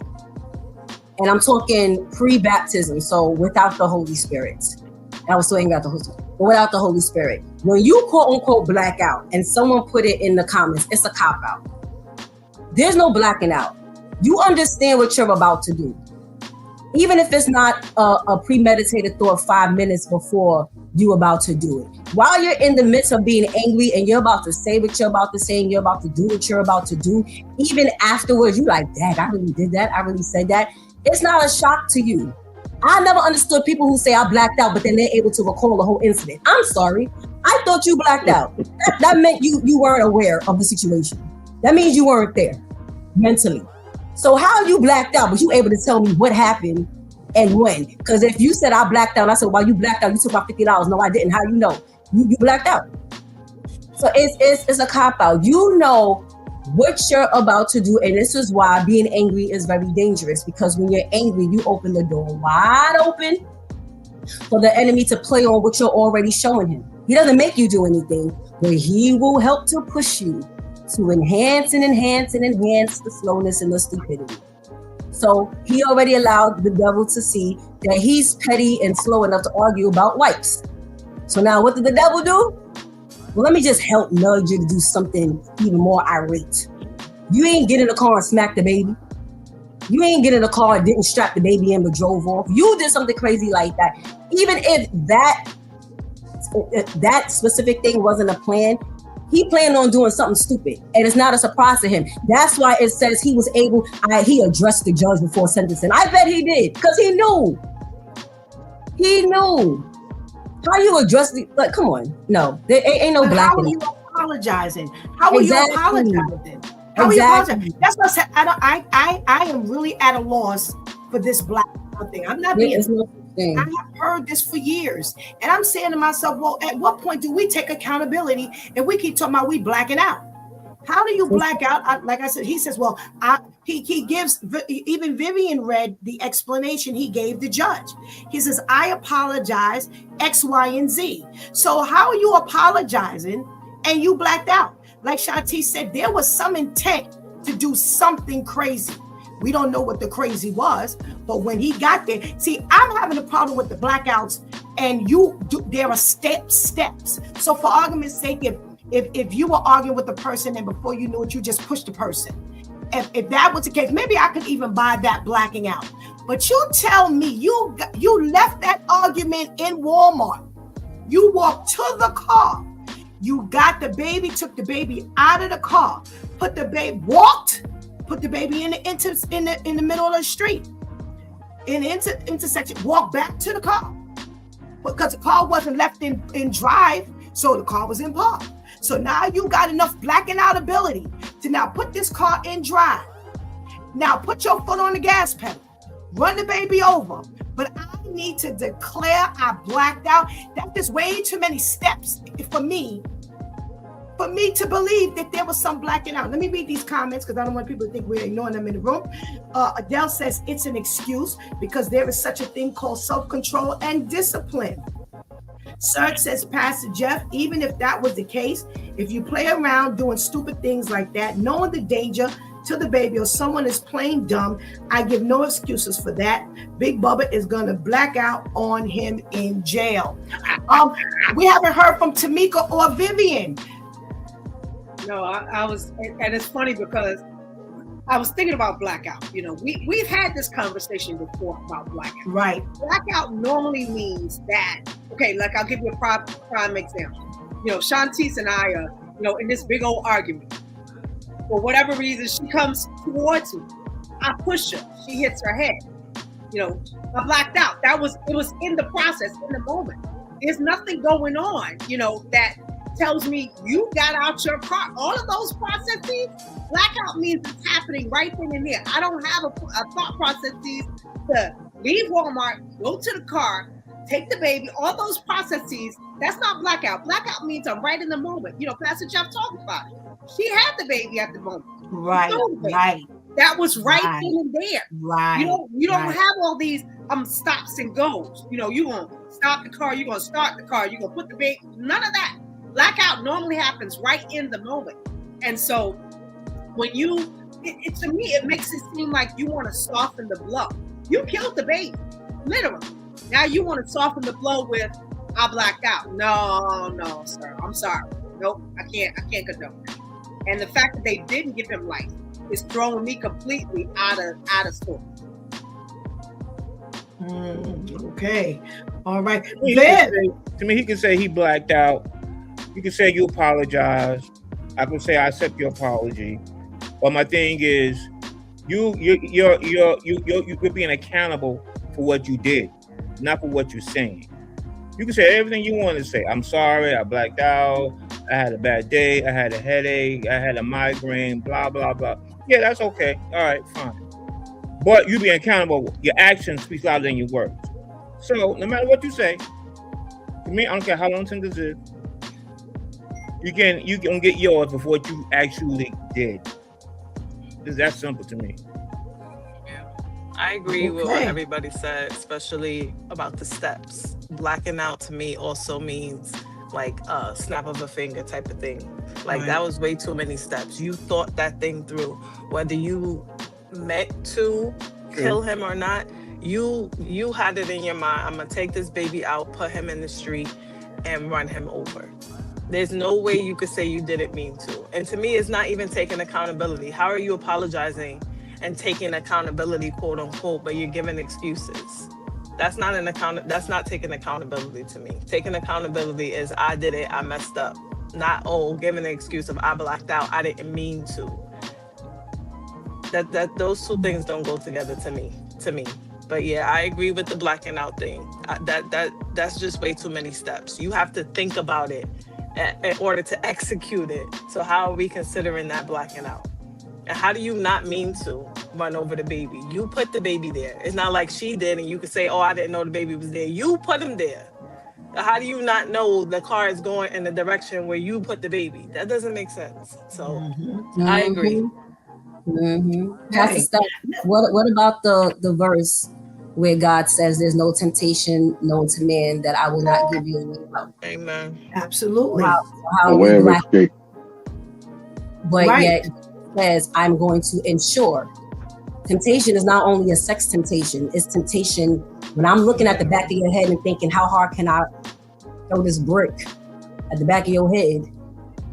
And God is like, hold it. Just cut that thought out. Or the phone will ring or someone will walk in. He'll always give the way out of talking you out of. And that's not only for people who possess the Holy Spirit. That's for everyone. So, but we claim we black out. Then that's saying God is my job.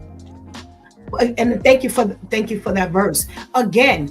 Even using Pastor Jeff's before we go to Pastor KL, even using Pastor Jeff's example, that could have been something that was impulsive, impromptu, because again, like Tamika said, and that's what I was thinking. Right, well, for Pastor Jeff's instance, yeah, she had baby in her hand and she just threw the baby. Like I said, it's almost like Shantice make me mad. I just haul off and slap her. Those things, that stuff there, snap, pow. This is what happens. But again, there's too many questions on the table as to intent and the premeditation. This is why he could have easily gone without the plea deal for life or death sentence, because this was premeditated. There's nowhere in the world you could not say that this was not premeditated. All of those things you did in order to get to the end result. Pastor KL, because I know he's going to be the first one that has to go, and I know we're going into overtime, and then I'll come back to you, Brother Allen. Then we got a comment from Terrence that I made a mistake and skipped over. What you got, Pastor KL, this blackout thing? I did on everything that everybody's saying. Blackout is a spur of the moment. It's not premeditated. You don't think about it. If I haul off and slap Al, I'm gonna slap him right now. I'm not gonna think about why I want to slap Al. I'm just gonna slap him. And it's not because he said something yesterday. It's because of what happened now. It's not a blackout. Is not an afterthought. It's right now in the right now. So I mean, I don't agree that he blacked out and he just ran. Nah, no. There was too many things that had to be planned and pinpointed. First of all, why did you take the child out of the store?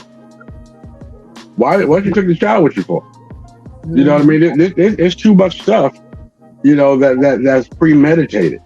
If you that mad, listen. If I don't want to deal with you and your mama, you stay here with your mama. What I want the responsibility of you now for? All right, we got Serge. Before we go to Al, we have Serge that says, "Let's think about this. Walk to the back to open the car, unlock the baby chair, walk forward in front of the car, walk back, then drive off. That's too many steps to sit that you black out." All righty, we got Al. What say you, Al, about this?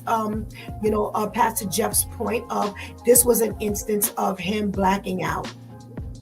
No, I agree with everybody else. It was blackout, and I've been there. I don't know if somebody else has been there, and I always called it blind rage. And from being that, I remember doing something, and I felt like I was outside of my body and had no control, and that was just straight the enemy. And like I said, you don't go through a whole bunch of steps when you're gonna black out. And and I give kudos to Pastor Jeff for when his baby mama threw the baby and he let that rock. Once she threw the baby and I caught the baby, blackout time. I'm gonna set the baby down. I'm gonna set the baby down, and because you know what it is. And I've been through with some of my baby mothers. For some odd reason, in their mind, they figure you love this baby, so I'm gonna hurt you by hurting this baby, which is just crazy. It's just a crazy thought. I know how to get past it, Jeff. He loved this baby so much. Let me see how he looked when I hurt this baby. When I throw this baby, that baby here on the floor, I know the baby gonna be hurt, but I'ma love just seeing Pastor Jeff sitting there crying and why you do this and that. Once I caught that baby though, we all saw the Incredible Hulk. I took the baby from her. Yeah. For a long time, she didn't get the baby back till she got her mind right. But yeah, I say there is a thing of blacking out blind rage, but it happens right then and there. It doesn't, you think about it, and that's the enemy. That's the straight enemy. Let me tempt him. How can I make him go off? Oh, I got it. Let me have her throw the baby. That'll do it. But that's not always the enemy. Yeah, we got to take it. Yeah, it's 99.9%. Again, the enemy cannot play on something that you're not showing him. So you've already shown a high level already of you being able to. That's why I hate people saying, take me out my character. Can't nobody take you out your character. That's still a part of you. If I'm not the type that would slap someone, I'm not going to slap someone. And then you'll be looking at me like, how you let so-and-so do something to them and you ain't slap them? That's just not in me. I may yell, I may cuss you out, or I may be the completely passive type. But I'm not going to do something like, yeah, can you provoke me to do something? Absolutely. But you're going to provoke me to do something that I'm already built to do. So I'm already built to come up with 18 different ways that I can hurt you within the first 30 seconds of you doing something. That's how I am. So I have to stay before the Lord with that. If someone does something to me and I now impulsively just do something, I can't blame that on the devil. That's Shantice. That's me. Now, can he help me heighten that or keep going? Yes. And Pastor Steph has seen it where it's like, you got to let it just rock out sometimes. Like this, there's no calming me down. But it's because he's playing on what I've already shown. So when you get to that point where just like this real rage or all that initially starts with you. That rage is already within you. That's something that you're going to have to ask God to help you get rid of, because the enemy cannot plant that in you like that. He can just play on it. Right. No, I agree with you totally in that, but the enemy is still involved because he know what's going to make you mad. He know what you don't like. So you're exactly right. We have to go to God with that, because again, when I spoke previously on the broadcast, when I said about I used to be very revengeful. If you did something to me, I had to get you back. And the enemy played on that. He was like, okay, you, like you said, it's in you. He was like, man, okay, well, you like to get revenge, but let me let this happen, and I know you're gonna react. You know? Absolutely. But I don't necessarily agree. I don't necessarily agree that the enemy is always involved. Absolutely. I don't necessarily agree with that, because we can't put that. We were born in sin and shaped in iniquity. So because of the acts of Adam and Eve. But we can't always put everything on the enemy. We have to take responsibility for our own evil and wicked deeds. Is the enemy playing on a lot of, like Shantice described? Absolutely. Like you described, Brother Al, absolutely. But I can't say that every single act that we commit that is ungodly can be put partially on the enemy. We can't make a blanket statement like that. I think we need to take responsibility that there are times when this is just simply us. Amen. It's just like everybody's putting everything on mental illness these days. We just don't admit that some of this stuff is just wicked and evil. Yes. We are just an evil society, and there are going to be things that people just do that are wicked and evil. Has nothing to do with your mental instability, or you got mental illness, or whatever situation is. There's going to be some times, by all means, that the enemy, like you all said, he's going to have a ball with what we put out. However, we are going to have to understand that not everything the enemy is going to touch. Amen. All right. Let's go back a little bit. Terrence he says, how you know it's cheaper if you're not having sex? We love you. Don't start with them. I don't know. I see this what happens when time goes by, because I don't know what this. Wait, Pastor Steph. So Terrence was saying how you know it's cheaper if you're not having sex, talking about the condoms, because we said the condoms are cheaper than something. So he was asking how you know. I got you. And then when Vivian said, and keep it in your pants, that's when he said, don't start with them. Okay. Well, listen, you don't have to you don't have to have sex to know and be able to weigh out what's cheaper. If you buy a condom, it's going to be definitely cheaper than a pack of Pampers, wipes, baby formula, and everything you're going to have to get together to even keep this baby alive. And not only that, your attitude regarding why are we arguing over baby wipes? What could take you to arguing over baby wipes? What part are you is it like Tamika described, and we're arguing over brand? Are we arguing over price? Are we arguing over we got some in the house already, so we don't need no more right now? Wait till it goes on sale. What about these baby wipes? So I agree with Shantice that says if we're at the point where we gotta argue over money and wipes, we didn't need to be together a long time ago. Amen. Not just now. Yeah. So this is why we say just don't even bother. Don't even bother to have sex, because you're not prepared. As the men have said, you are not prepared to deal with the after of the oops. We know. Okay, so you have condoms that break, things like that. A transparency moment for me. I got one of the three, because I used to use where I used to use a contraceptive that was like a what you call it, suppository, and you had to have sex within a window. You let that go past that window,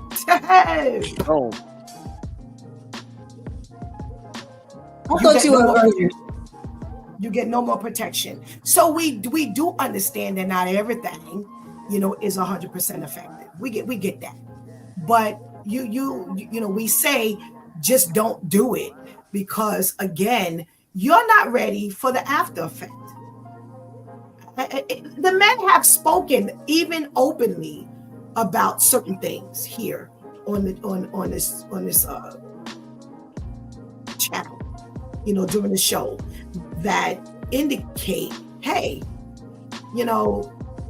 it's too much. Pastor Brenda says, hey, Pastor Brenda, good morning. Thank you so much for joining us. She says, Shanti says TMI. But again, we're not here because we don't know nothing.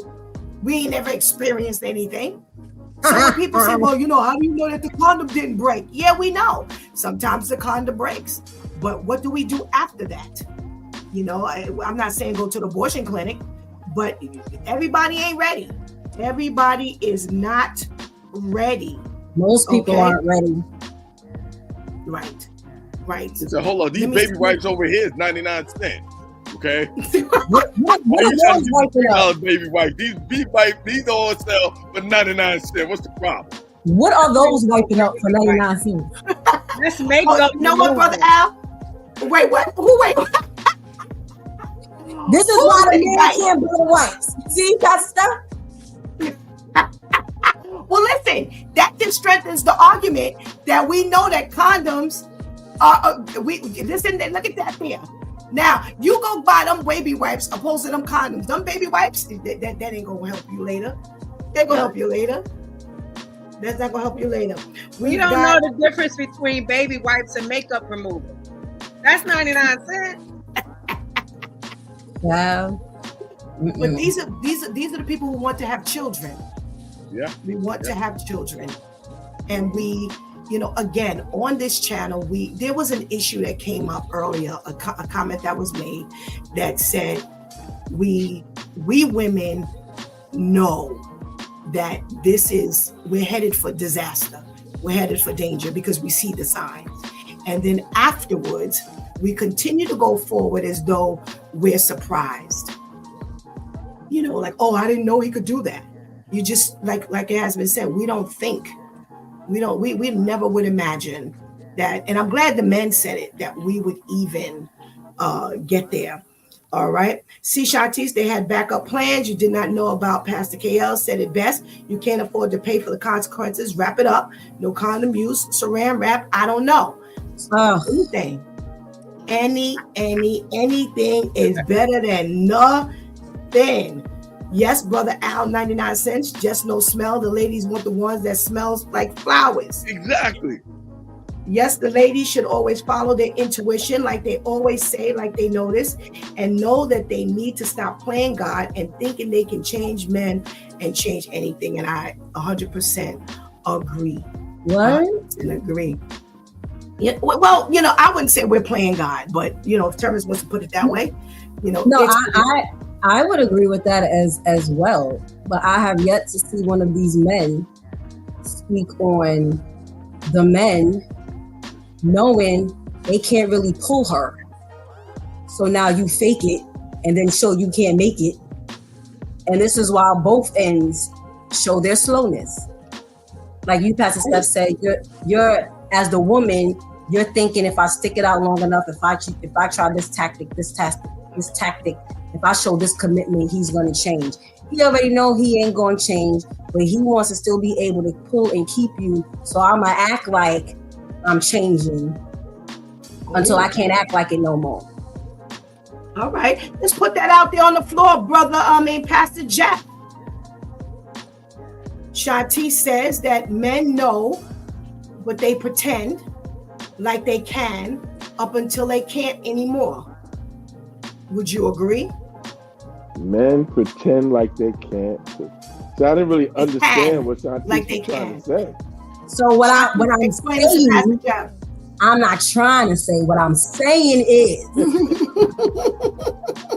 okay, this is a fact. You know you can't read well enough to keep up with her, but you'll pretend like you can.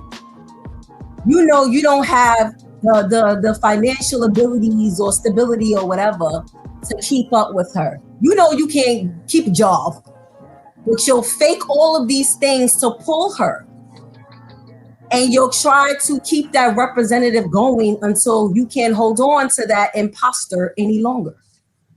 So I did that with my wife, I had to fake it to get on the hook. So I mean, Wow. we do that. That's what we do. And you women, So you'll go okay, for so it. I got a question for you, Pastor Jeff. With your admitting that, how do we then come back as men and blame the woman? First of all, the woman should have had discernment. Like my wife should have had discernment that her brother was broke. Okay? Let me text Pastor Nicole right now. she should have she should have discerned that I'll put my pennies together to try to act like my brother was balling. I mean, Wow. the game is the game. And my game worked. You know what I'm saying?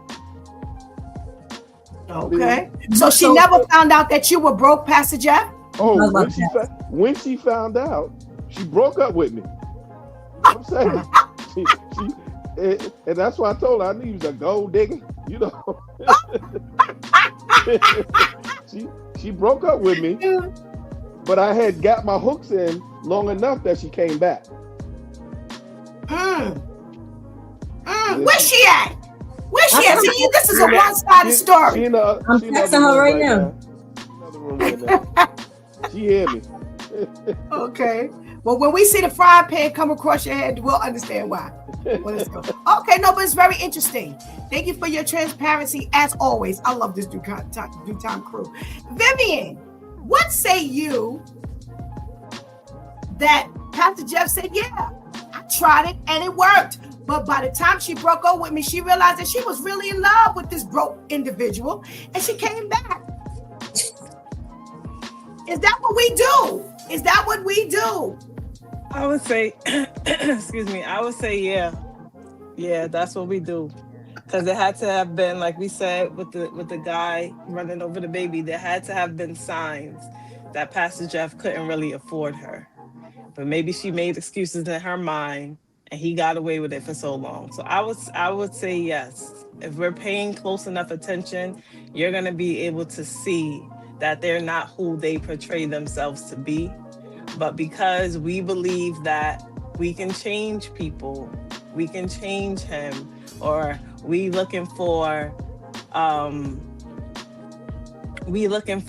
what we think they can become. Like, oh, just give him time, he'll get there, and we're willing to put up with it until he gets there, then we put ourselves in a position to be duped. She not yes, with a broke brother no more. Right. Okay. Amen. But again, it goes to men not taking accountability. To say I played her, but it was her fault because she should have had discernment is crazy. Because like Shanti said, you knew or they know that they're not who she's looking for. But I'm going to continue to pretend to be that person long enough for her to fall for me and then blame her because she fell for it. That's crazy. But that's Pastor Jeff. Pastor Jeff always throws us these curveballs.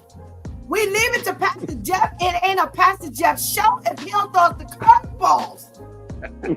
That's what he does best on his channel. He's the one I'm the curveball thrower.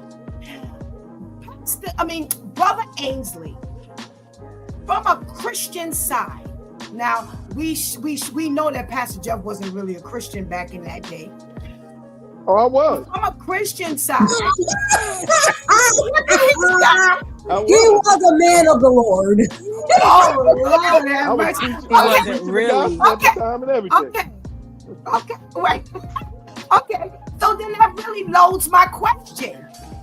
From a Christian aspect, should that be the way we do things? Should we be deceptors, people who deceive others, and then flip the script and blame you? Is that Christian? No. Like I said before, when you do things out of order, that's when problems come and whatnot. Got those 3 steps. Number 1, as a man, make sure you straight yourself, that you financially stable yourself.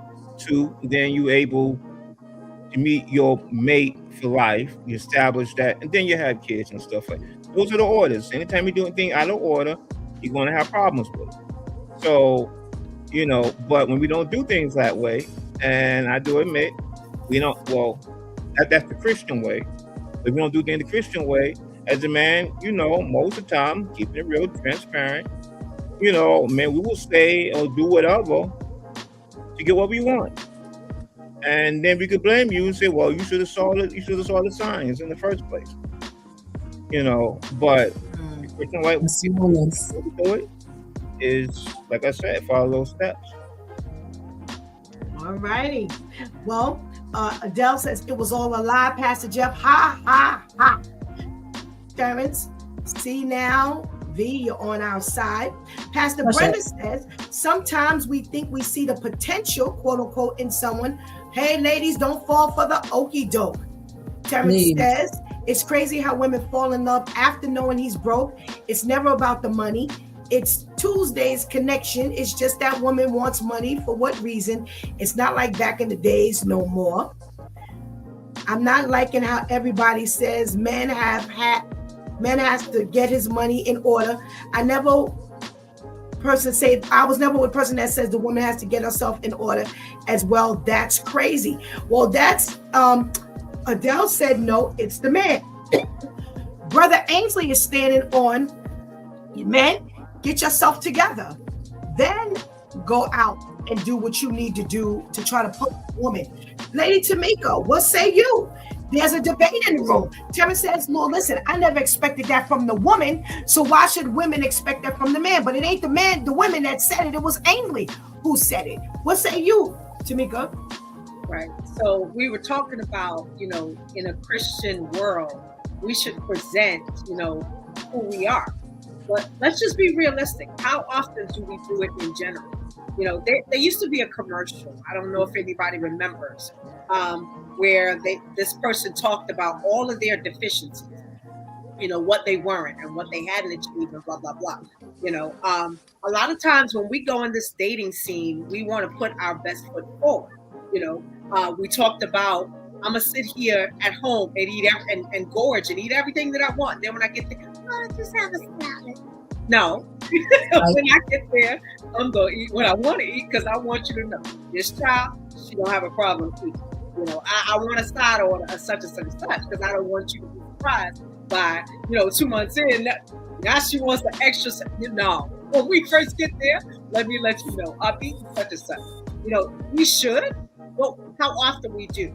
That's one. Number two, that's the thing when we purposely intend to deceive. That's where the problem goes. So 5 months in, I'm thinking that you like horseback riding. You can't stand it because you're just trying to get in. Once you get in, then 2-3 years later, now I find out you don't like the things that I like. And that's what causes the issue. It's one thing if I ask you, this is why we need to take time, because a lot of times we get in the bed and then we realize, he don't like this. He don't want to do this, or she don't want to do this. She's not engaged in it. The thing is when we intentionally attempt to deceive. Now I'm not saying put all your dirty laundry out in the first day. However, be real about who you are so that they know. When I was dating, I don't have a car. I didn't have my life. You're going to have to pick me up, or we're going to have to meet someone. I was real about that. Be real with who you are so that when you do engage in relationships, the person knows the real you and not the persona of what they think that you're supposed to be. But the real me was I was the head and not the tail. That's what the Bible was telling me. So I acted like the head until I got ahead. Horrible. And I but needed if her. You are the head. And I needed her to get ahead. So then why not present use that? her credit. So when we go out to eat and I say, wait, what did he say? The first thing I did was use her good credit. Look at that. What me a Eddie Bauer expedition. Have mercy. Lord have But mercy. why not present that? Why not Alice cracking up? Why not present you see, and this is why I say men as a whole, if it's not you, don't speak up, because if you speak up, it's you. Men as a whole are slow. Because if you really present who you really are, you would be surprised at what the woman would be like, okay, you know what? because women fall for authenticity. As jacked up as your authentic self is, they fall for that. And there's a lot of comments in this chat about potential, and I have declared in the mighty name of Jesus, I am done with potential. I have fallen for the banana in the tailpipe for way too long. Didn't it pay off for Pastor Nicole? Wait, say it again? Didn't it pay off for her? I gotta call Pastor Nicole. I think Pastor Nicole may have a trick for you. Okay, I have to call her. But I have fallen for that okie doke for too many years, too many times. If you don't see your potential enough to act on it in the name of Jesus, then you can ta-ta toot on to the next woman. I am not falling for anyone's potential anymore, because potential is a cover up, like I blacked out. That's equivalent to I blacked out. I'm not with it no more. So you would be amazed if you went to a woman and y'all went out and she's like, oh, what do you want to order? And you was like, well, I don't know how to read. She might laugh at you real quick, right? But she just might go to your side of the table and help you read that menu and actually stick with you. But when you fake it until you can't make it anymore, the worst thing you could do to a woman is make her feel like she done wasted her time. You're done. I knew I was going to get ahead one day, so I had to work that. That's just horrible. We gotta cover this. We gotta cover this. Oh wait, Tamika was about to say something, but I needed to hear what Pastor Jeff said about the credit statement. Oh Lord, about the credit statement. Tamika, finish saying what you were saying. I'm sorry, I only interrupted you for that point. But then also there are also situations where, Shanti, on the other side of that coin, sometimes we as women can't handle the truth. He put it out there. It's right there in front of you, and you can't see at all. Like you can't handle the truth. He told you. I'll give you, for instance, you say, so do you think about me when we're not together? Well, it is what it is. I think about you when I think about you. You said it. You don't want to hear it.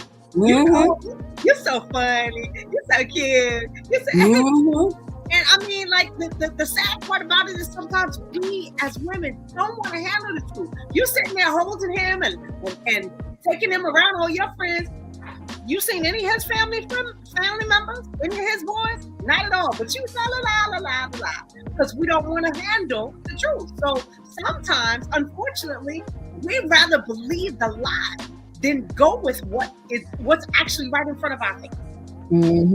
I agree. All right.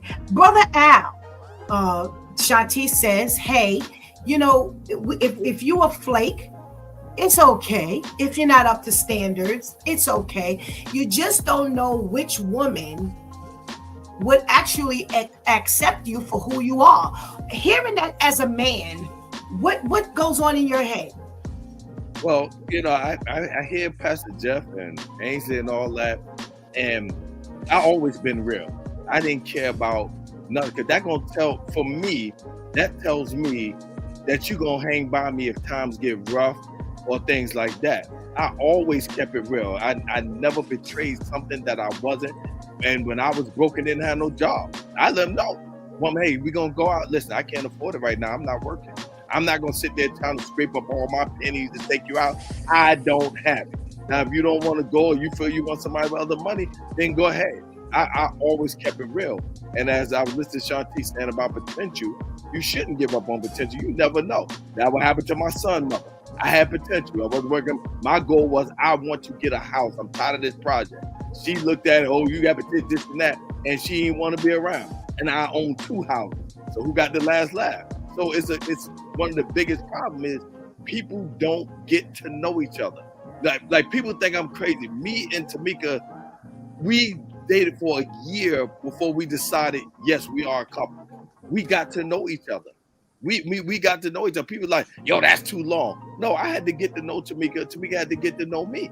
When Tamika met me, she thought I had a whole bunch of money. I didn't. I just knew how to to deal with my money, to be okay, you know what? I'm not gonna spend on this unnecessary because I got this to do. You know what I'm saying? And then when we decided that we was a couple, again, no, I'll tell you, when we decided to be a couple, we both, you know, Tamika had some guys she go out on a date here and there. I did as well. And we kept that real. And then when we decided, hey, we are a couple.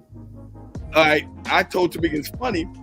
I said, give me 2 weeks. Why? Because this person, I was going out here and there, I'm going to cut that person off. Tamika said the same thing, then we came together. And that's why things went so well with us, because we kept it real from the beginning.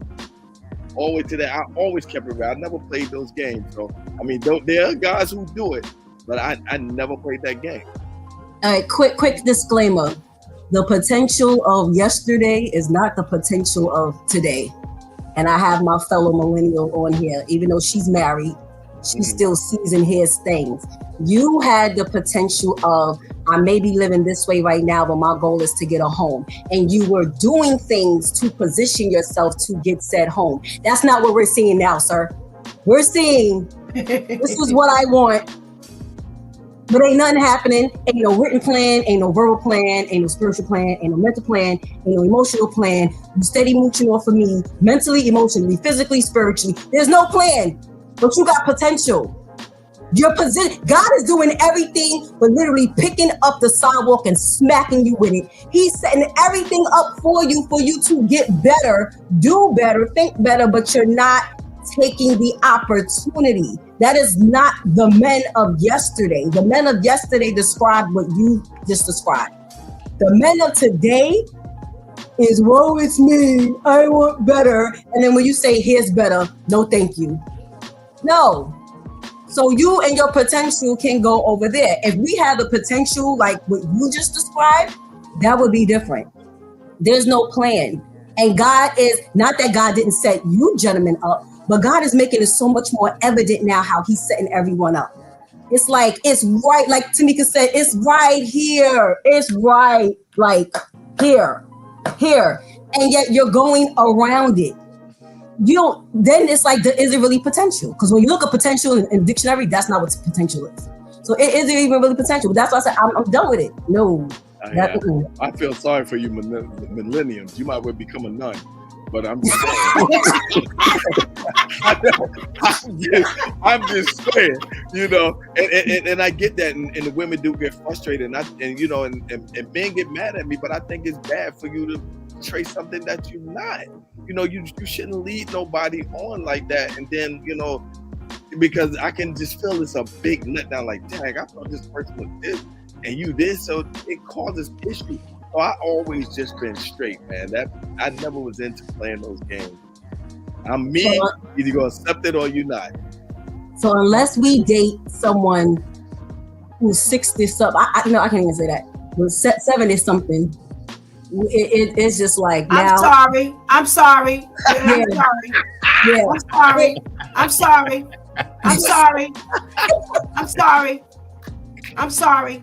They're just as sad. They're just as sad. I'm sorry. I don't know what. The pickings are extremely slim. They're extremely. Everybody's got an excuse. Everybody got. I'm getting myself together. I'm 60 and you getting yourself together. How does that work? We're senior citizens. You are not getting yourself together when you about to die. We on the second of life. I'm sorry. Will you officially qualify for the AARP card?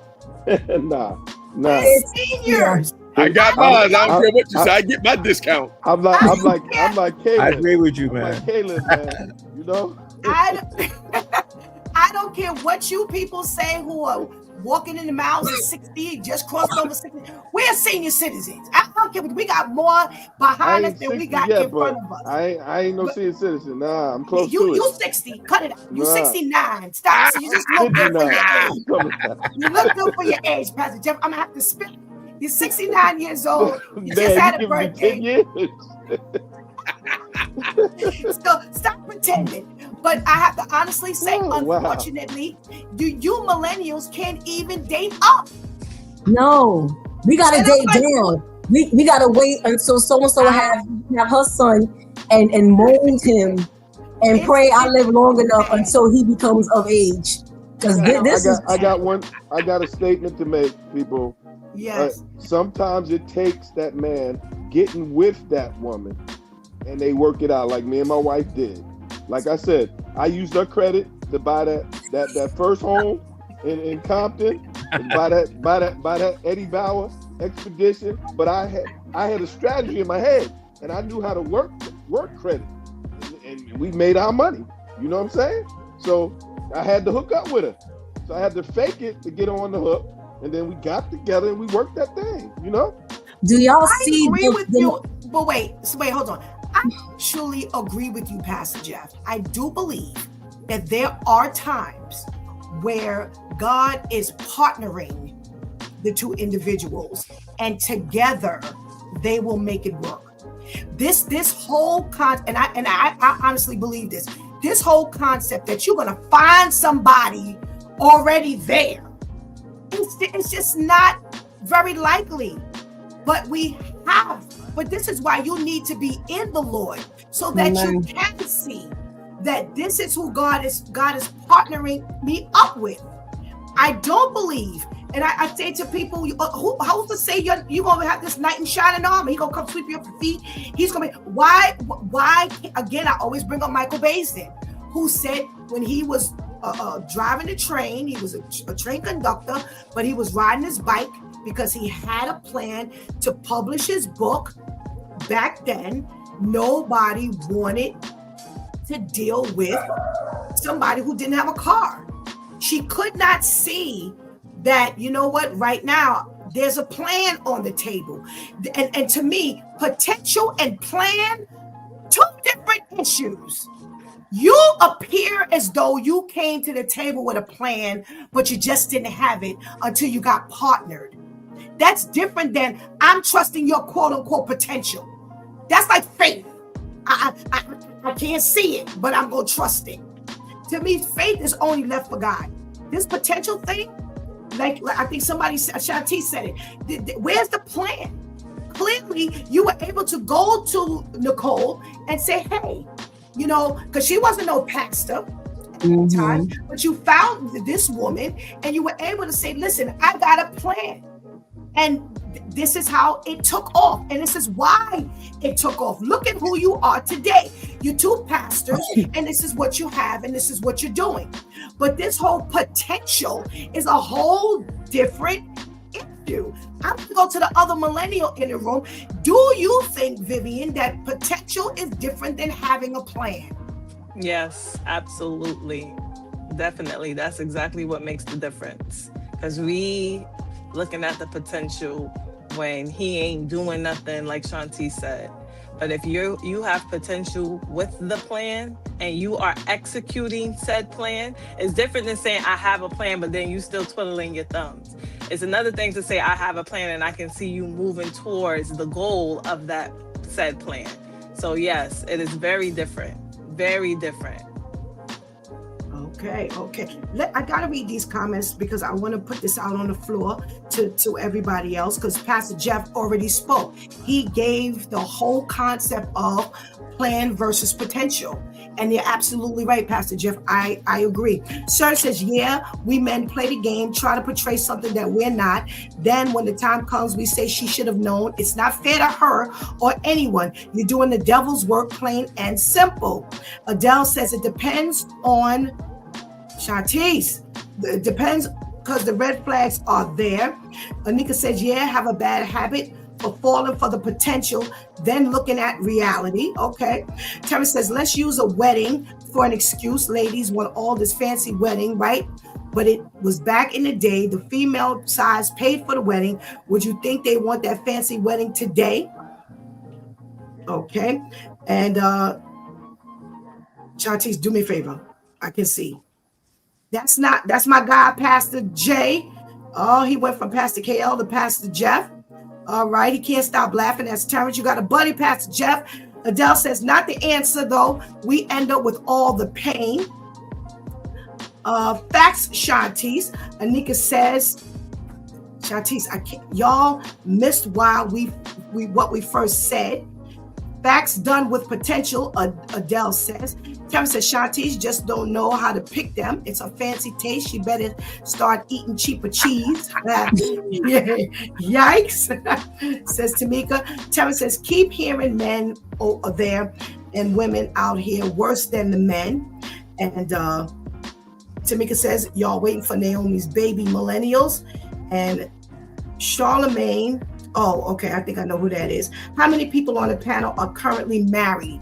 All right, so raise your hand if you're married. Me and Shantice are the two from the Lonely Hearts Club. All right, so mostly everybody on the panel is married. All right, I'm gonna throw this out to you, Brother Ainsley. Is potential different than a plan? Most definitely. Look, everybody has potential. Everybody got potential to do something, you know, men and women. Let's just keep it real, you know. Then back in the past, you know, for my life, there's women I wouldn't really want to consider seriously dating because, you know, to me, it's not like where you're at, but where you're going, you know. So I know some people, you know, in the projects, that just because you're in the project don't mean you got to stay there, you know. Right. You have a plan to get out. And, you know, and like I know somebody from, talking like from the late 80s, they're still there, you know. And I'm like, that couldn't be me, you know. But then I know somebody else from back then, they kind of like a millionaire now, you know. So everybody got the potential, but it's like, are you going to take advantage of the opportunities that presented before you? Are you going to learn from your mistakes and try to move forward? Put some kind of plan in it, or have some kind of a goal or a desire for better and to do better. And, you know, so everybody had the potential to do better and be better, but will they do it? And to what extent? Some people can really get too content from where they're at. So, you know, so a brother, he might just be happy just working at McDonald's. He happy just making about 30, 40K a year. Say, I'm good. I'm good. I can afford my rent and that's it. But is that really that's the potential. You know, that's why he wants to go with it. But, you know, so a plan is like, no, I want to go. My thing is I will never leave no money on the table, you know. So I will get all that I can while I can.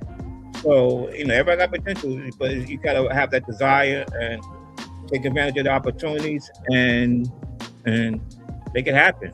So definitely, there's potential. Everybody got potential. Okay, I like that. Tamika, is there a difference between potential and a plan? Big time. You know, I'm really floored by, you know, stuff that Shanti said. You know, you got potential, but you don't have any processes. Nothing. You know, if you know Al and I are transparent, we're still in the process. You know, we want to build to do better.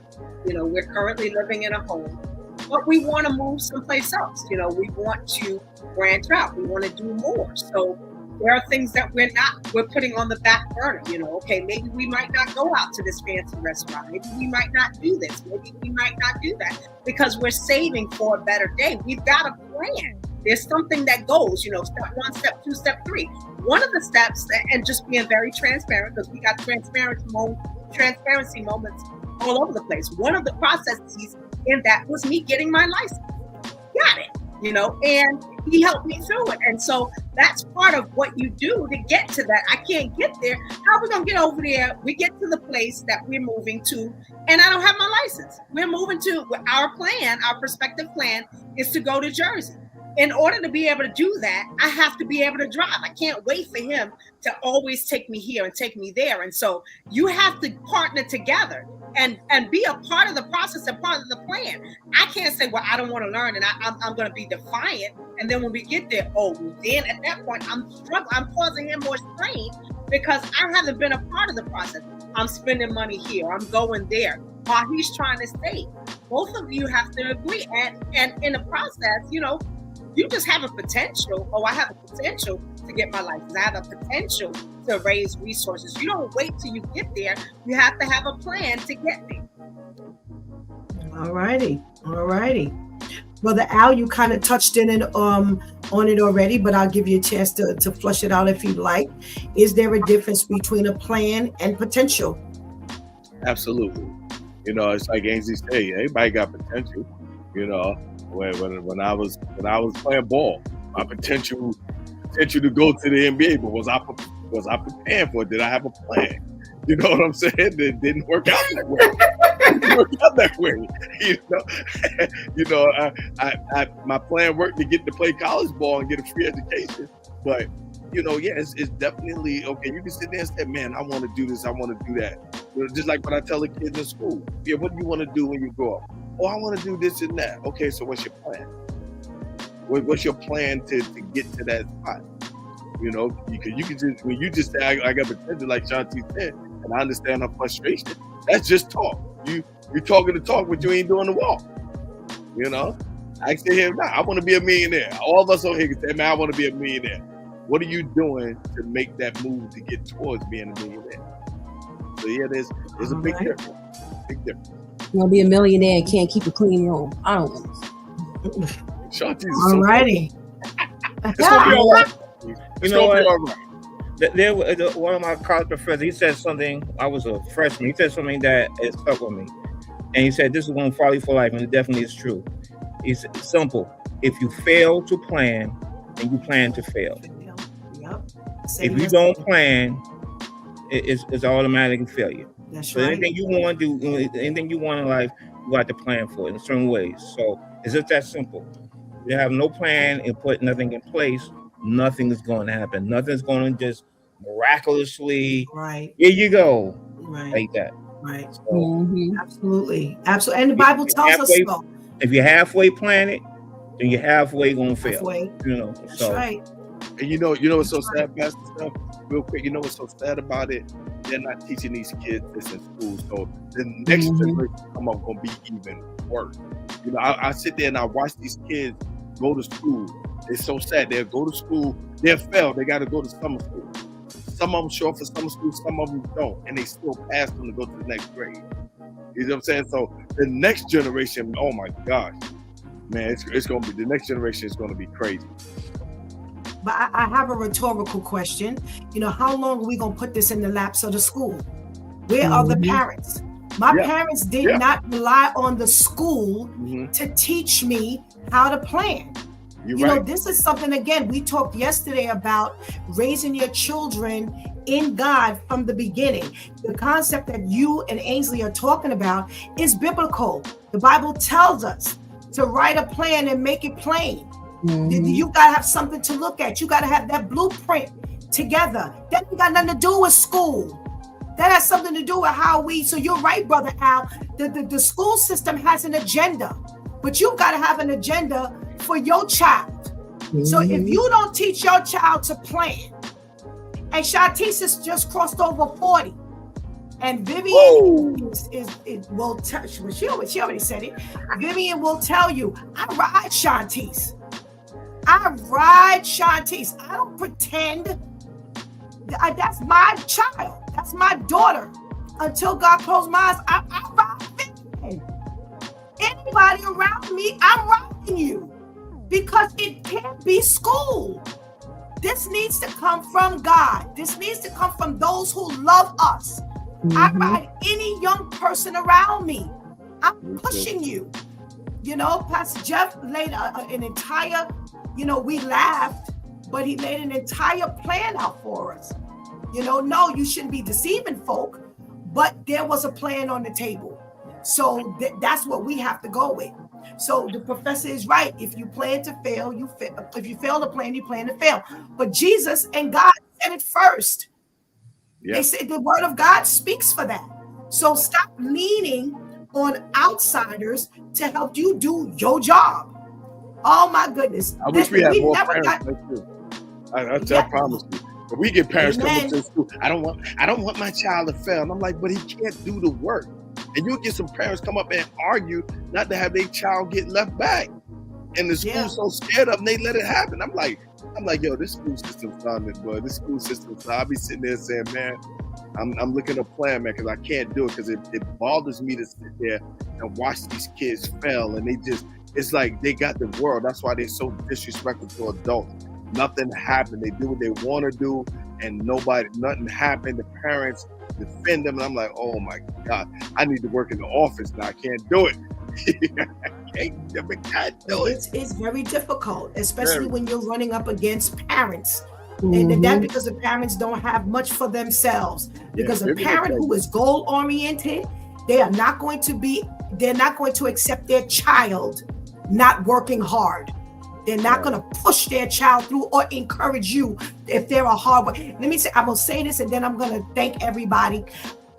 Brother Ainsley said something to me quite a few years ago that I was very impressed with. And I may have said it on here already. He decided to go back to school. And I was like, Ains, go ahead, boy. You got it. Because I ain't doing it. He said, I'm encouraging my girls to go to school. He said, but how can I expect them to do it when I myself haven't completed the task? That's a parent. That's a parent who says, I'm pressing my way and I'm encouraging my children to press their way. He's not going to be one of them parents that stand up in front of you, Brother Al, and say, well, you know what? Go ahead and pass. I don't want it to fail. He's pushing. And to show the girls that he wanted to push them, he had to show them that he was willing to push himself. That's the parent. That's the parent. And kudos to you, Brother Ainsley, because that's the way we parent. That's the way we parent. And I'm going to tell you something. You gave me a whole lot that day. When you said that one little thing, I was like, yo, I ain't going back to school because I'm about to say, we going back to school, Pastor Steph? We going? No, my Bible is the school. Boy, the education God going to give me. But have I not taught from what God has given me without going back to school? But the same way Brother Ainsley has pressed his way into that part, I've pressed my way into the Word of God. So we both have come up just in two different areas.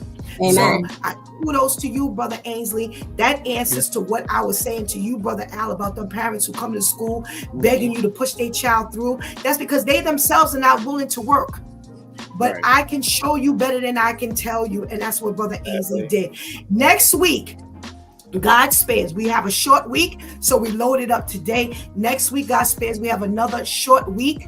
And we're going to do this again. And we are going to address that video.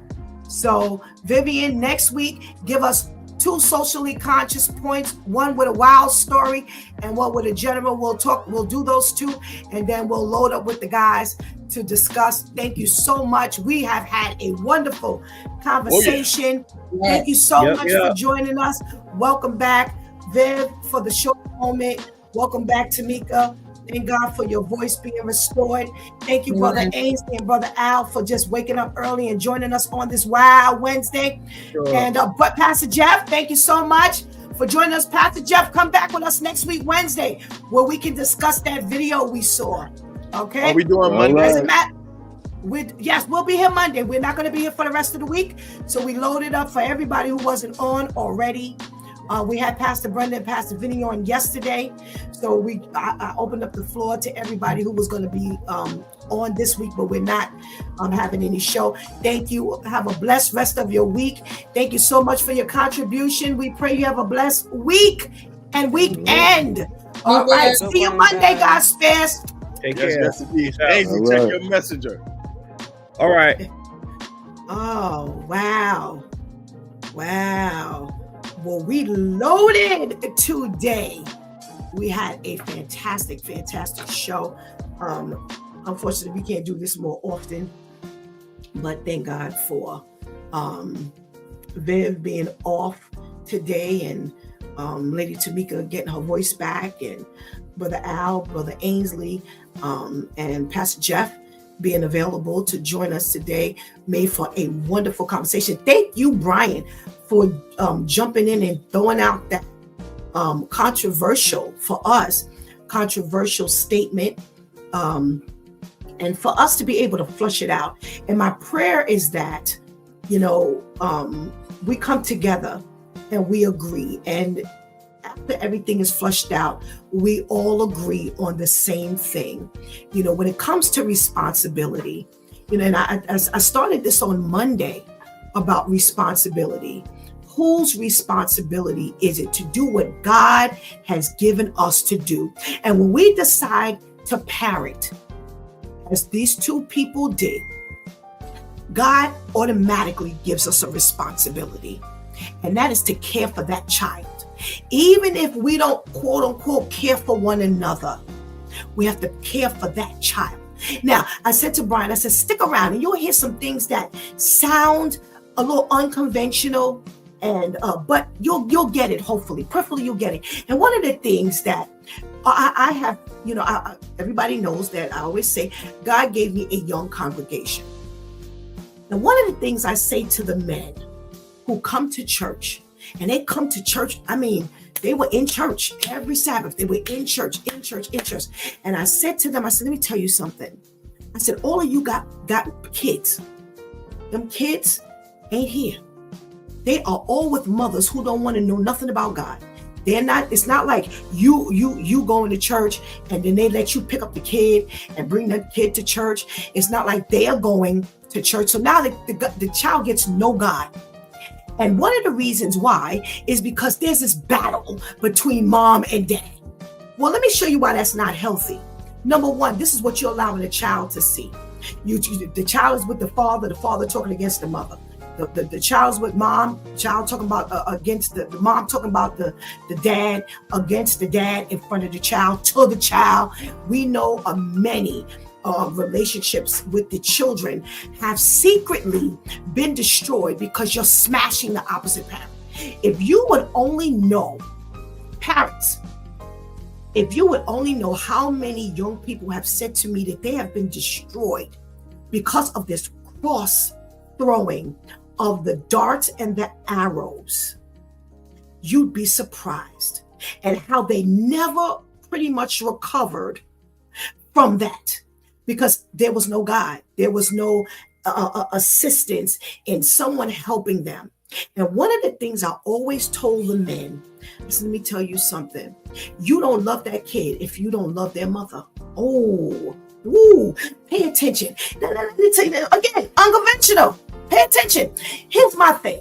Whatever got you in the bed, you procreated this child, whether it was in love, was a one-shot deal, was a dare, you two were drunk, drugged up, tricked, I don't know what happened. But you made this child together. If you don't show at least some level of being civil to one another, then you don't love that child. Because what's going to help that child grow? You don't have to love that opposite parent, but your mutual respect is what's going to help that child grow. And I said that to the men all the time, because why? They would be bashing the woman. And I said, I know she's about nothing, just from what I hear. And one thing anybody will tell you, I do not side with the women. I do not side with them. Whoever is wrong is wrong. Whoever is right is right. But I used to tell the men, I said, you're always mad at the woman. Don't show that to your child. Whatever you do, handle that on the outside. If she's bashing you, then let that be on her. If I had the woman in my possession, I would say the same thing. Stop talking to that child about that father. Stop crossing over in front of the kid. They ain't got nothing to do with them. Stop. I don't care how mad you are. Cut it out, because you're only destroying the child. And I'm telling you, as a person who deals with young people who come from broken homes, who come from absentee parents and all kinds of situations that were not perfect, it destroyed this young person. And now they can't even have a decent relationship because it just keeps getting perpetuated. keeps getting perpetuated. So thus I say, stop. If you gotta, Shanti says something so profound. When you abstain, your view is just, enormous. You get to see so much when it's not about the bed. How can I prove this to you? I want each and every one of us to go back into a relationship we had. Prior to us getting in that bed, boy, it was flowery and rosy, and we loved one another.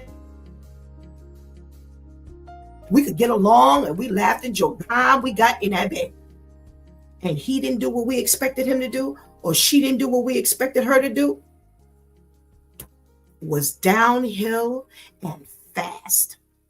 Why? Because that bed changes the dynamic of any relationship. I want the first person to tell me that that did not happen. And thus you wonder why I say you think it's insensitive for me to say, stop having sex. Ainsley said it best. It's out of God's order. And I say it all the time. If we are not in right standards with God, if we don't do things the way God has prescribed it to be, it will go wrong. And I say, put it together with your prescription from your doctor.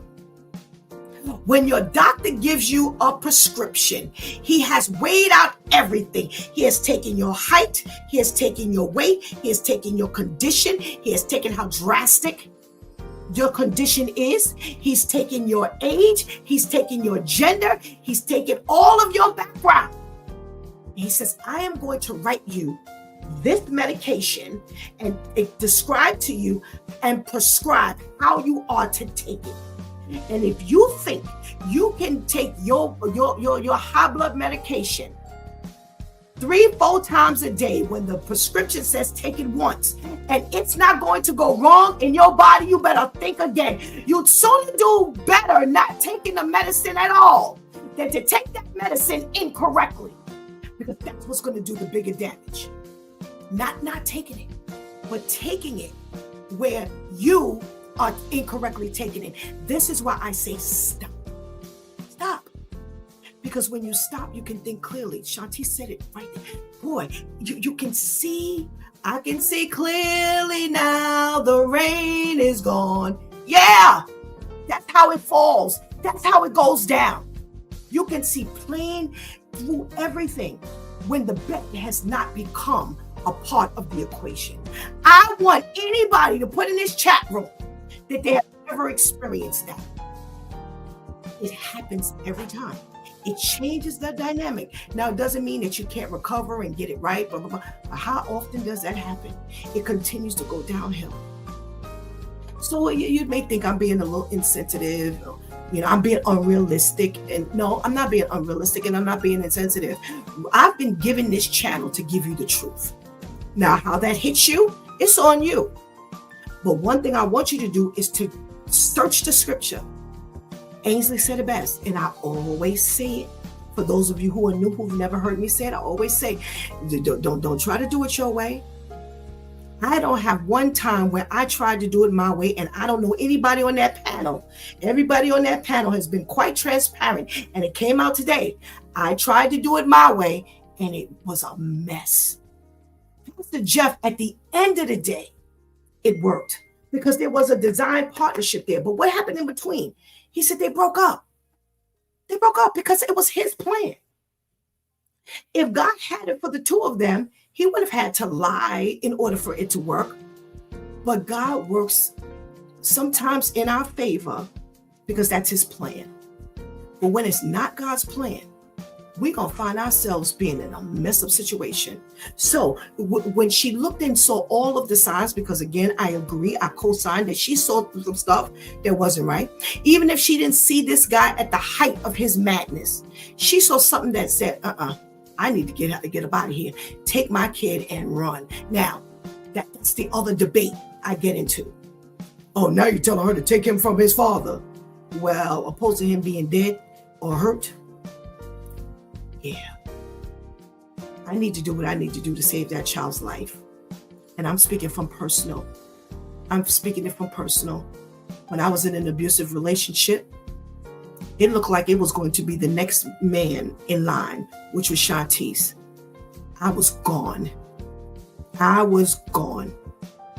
And I let him know, nah, you may have done this to me, but that's it. It stops here. So whether you want to blame me or whatever, but you speak to her and ask her, was that the best thing that I could have done for her? And see, here's the funny part. When you tell us to leave and we leave, now we become the blame. Now that's the other thing we get blamed for. But I'm going to tell you something. For Stephanie Griffin right now, I have one source of reference. Whether anybody agrees with me or disagrees with me, and I go to the Word of God. Anything I do or I don't do, I stand on the Word of God.